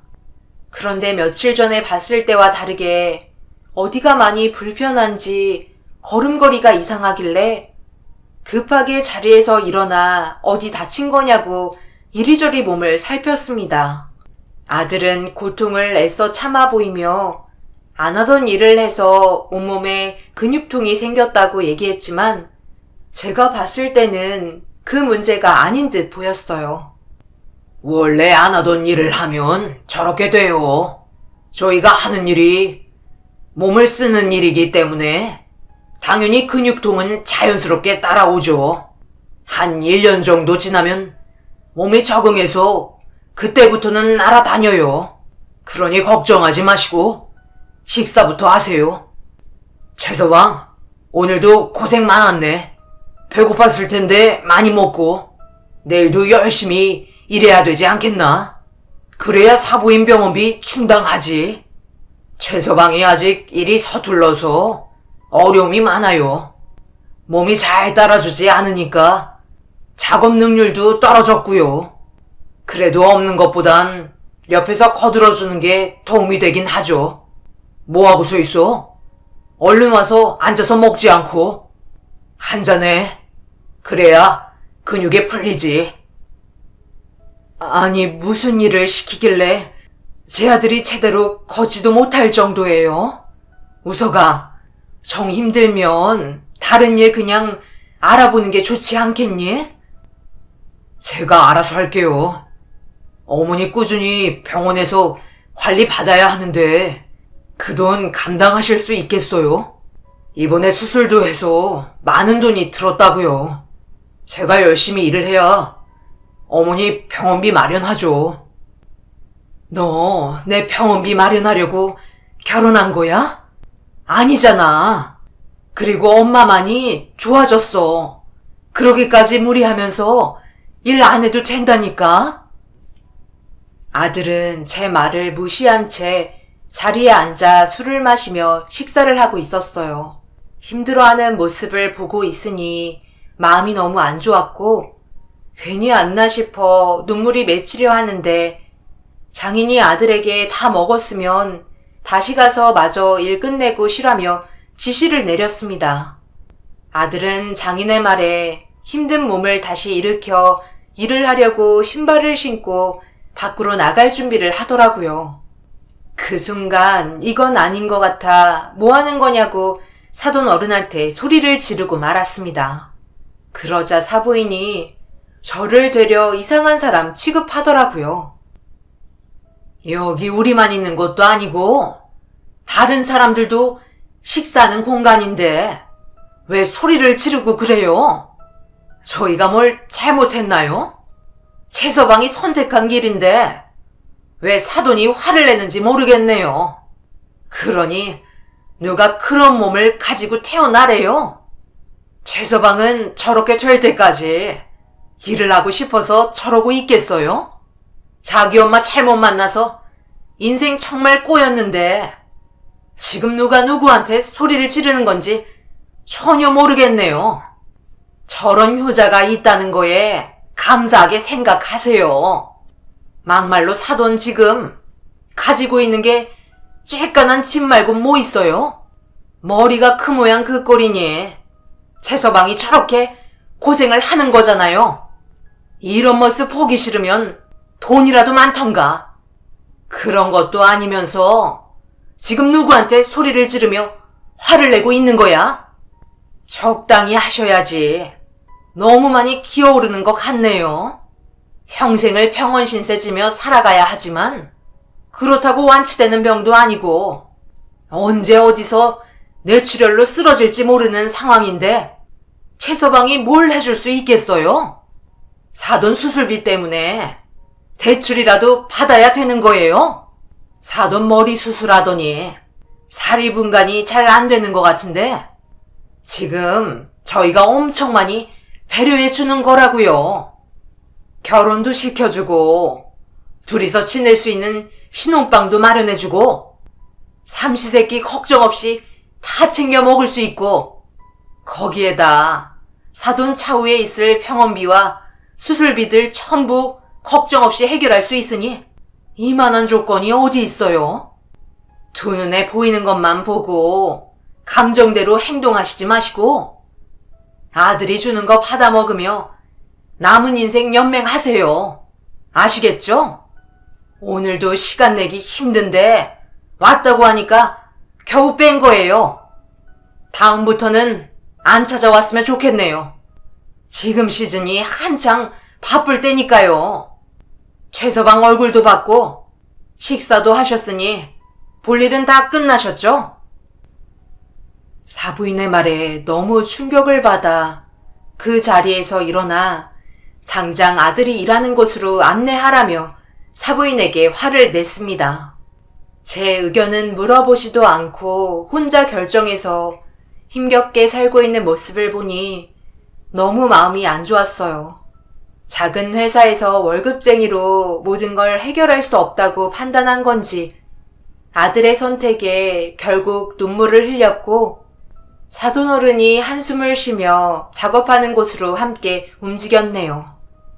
그리고 사돈어른과 함께 도착한 곳은 다름 아닌 처음 사돈댁에 들어왔을 때 소리를 질렀던 방향이었고 건물 뒤편에 거대한 철문으로 굳게 닫혀있는 곳에 멈춰 섰습니다.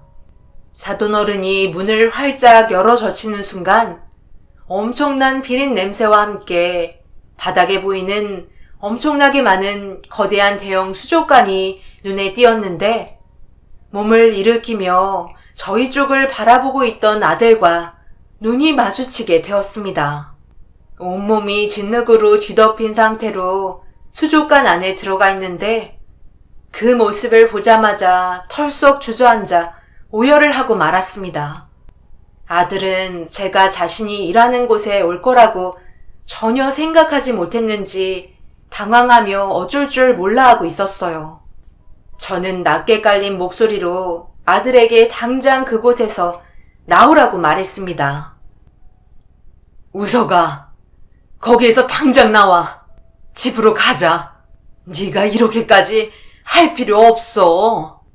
차라리 엄마가 이 세상을 떠나는 게 너 인생에 도움이 될 것 같다.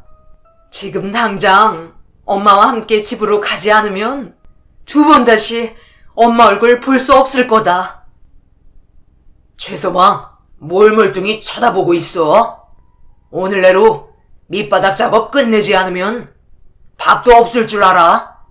지금 자네 엄마가 살아있는 게 누구의 도움을 받은 건지 모르는 건 아니지?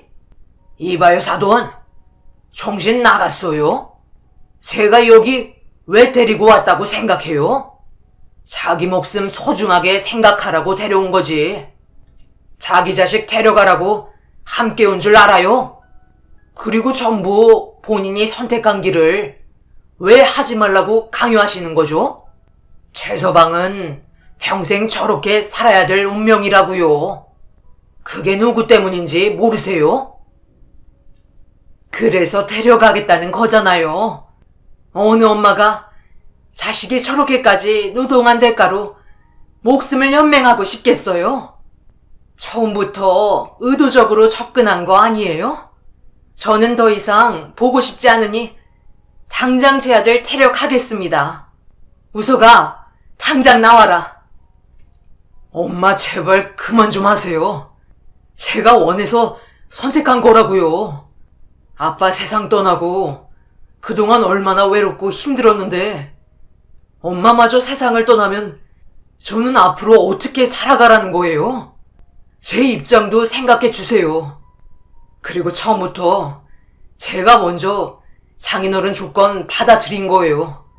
그리고 여기 있는 양식장 저한테 물려주겠다잖아요. 오늘은 그만 돌아가 주세요. 아들은 더 이상 할 말이 없다며 돌아가 달라고 몸을 돌렸어요. 그 순간 엄청난 충격을 받았는지 몸에 이상이 느껴지면서 가호흡이 오기 시작했고 머리가 아파지더니 앞에 시야가 희미해지고 있었습니다. 일단 진정이 필요할 것 같아 자리에서 벗어나 숨을 돌리고 있는데 사돈 어른은 제 아들을 외국인 노동자 취급하듯 막 부리고 있었어요. 좀처럼 진정이 되지 않아 괴로워하고 있는데 멀리에서 며느리와 사부인이 서로 대화를 하며 천천히 걸어 올라오고 있었습니다. 저 사람들 정말 멍청하지 않아? 너희 아빠가 하는 사업을 정말 물려받을 수 있다고 생각하나 봐. 얘 경혜야, 너는 저런 놈을 도대체 어디서 데려온 거야? 이번에는 꽤 오랫동안 써먹을 수 있을 것 같네. 저번에 데려온 놈은 처음부터 비실비실 거리더니 얼마 못 가 가로사로 세상 떠났잖아. 그래도 저놈은 아직 30대라 일도 빠릿빠릿하게 잘한단 말이야. 엄마, 원래 남자들이 엄마 같은 여자를 좋아하기 마련이에요. 그동안 저한테 거쳐간 남자가 몇 명인데 저런 애는 눈 감고도 데려올 수 있죠. 그런데 우석이는 자기 엄마의 병을 고치겠다는 진념이 너무 강해서 그냥 쉽게 넘어오더라고요. 하는 거 봐봐요. 밤낮 가리지 않고 자기 몸을 희생하고 있잖아요. 돈이 없으니 더 절박한 것 같죠? 그렇다고 너무 굴리지 마세요. 우석이도 가로사로 세상 떠나버리면 또 밑작업부터 시작해야 되잖아요. 외국인 노동자 쓰는 것도 힘들다면서요. 사부인과 며느리의 대화를 듣게 된 이후 온몸에 소름이 돋았고 모든 건 저희를 배려해 줬던 게 아닌 의도적으로 접근해 약점을 이용해 자신들의 이득을 취하려는 계획을 가지고 있었다는 게 밝혀지게 되었어요. 한쪽 나무 귀퉁이에 몸을 기대고 있던 저와 걸어 올라오면서 대화를 나누던 사부인과 며느리는 화가 머리끝까지 올라온 저를 발견하곤 비명을 질렀고 못 볼 걸 본 것 마냥 사돈어른이 있는 곳으로 급하게 도망을 쳤습니다. 이미 몸에 한계가 다다른 상태라 제대로 가눌 수도 없어 아들에게 살려달라고 도움을 요청하는 것 말고는 제가 할 수 있는 건 아무것도 없었습니다. 제가 힘겹게 울부짖는 목소리에 아들이 들었는지 급하게 달려와 저를 안아주었고 그 순간 정신을 잃어버렸습니다. 한참 뒤 정신을 차렸을 땐 이미 병원에 누워 있었고 제 옆에는 아들이 자리를 지켜주고 있었어요. 깨어난 저를 확인한 아들이 의사를 불러 몸 상태를 확인했고 다행히도 큰 문제는 없는 것 같았습니다. 그런데 아들의 입에서 나온 한마디는 충격적이게도 제가 눈을 감은 시점부터 깨어난 시점까지의 기간이 상당히 오랜 시간 지났다는 걸 알려주었어요.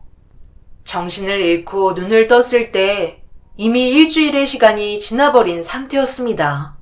아들은 눈물을 흘리면서 전부 자기의 잘못이라고 얘기했지만 이 모든 게 제 잘못 같았어요.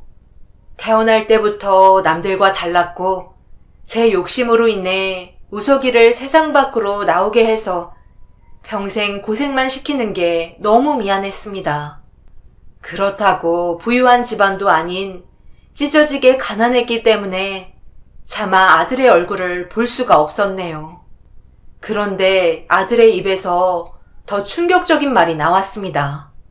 사돈댁과 며느리가 세상을 떠났다는 말이었고 제가 쓰러진 당시 아들이 저를 업고 병원으로 가려고 했을 때 사돈어른이 가지 못하게 막아서며 차라리 이번 기회에 자유의 몸이 되는 건 어떻겠냐며 저를 병원에 데려가지 못하게 하자 몸싸움이 벌어졌는데 사부인과 며느리가 몸싸움을 벌이고 있던 두 사람을 말리면서 실랑이를 벌이다 균형을 잃은 사부인이 며느리의 옷깃을 잡고 며느리는 사돈어른의 옷깃을 잡자 뭐라도 잡으려 했던 사돈어른이 전깃줄을 잡던 도중 끊어지면서 양식장에 빠져 모두가 동시에 감전사로 세상을 떠나고 말았다는 충격적인 상황을 알려주었네요. 모든 건 CCTV에 전부 녹화가 되어 있어서 아들의 잘못이 아닌 걸로 판결이 나게 되었고 그렇게 사건은 종결이 되었습니다. 끝까지 물고 늘어지려 했던 그 사람들은 저희가 몰랐던 엄청난 계획을 가지고 있었다는 게 너무 소름이 돋았었네요. 자신들이 저지른 일들에 대해 벌을 받은 거니 당연하다고 생각합니다. 그리고 지금 현재 저는 요양원에서 관리를 받고 있어요. 수술받은 이후 큰 문제는 더 이상 나타나지 않아 앞으로 관리만 잘한다면 신경 써야 될 일은 없을 것 같다는 의사의 소견을 받았네요. 저희 아들은 현재 평범한 직장에서 열심히 일하며 자신의 삶을 다시 개척해 나가고 있는 중입니다. 과거에 안 좋았던 일들을 전부 잊기에는 쉽지 않겠지만 앞으로 저희 가족에게 행복만 다가왔으면 좋겠어요. 항상 제 곁을 지켜주려 했던 아들에게 미안하고 고맙다는 말을 이 자리를 빌려 얘기해주고 싶네요. 여러분들께서 제 아들에게 격려적인 댓글 많이 달아주시면 아직까지 좋은 사람들이 많이 있다는 걸 알려주고 싶어요. 제 사연 들어주신 분들 힘든 이 세상 살아가기 힘드실 텐데 언제나 기운 내시고 밝은 모습 잃지 마시기 바랍니다. 요양원에서 여러분들을 언제나 응원하겠습니다. 감사합니다.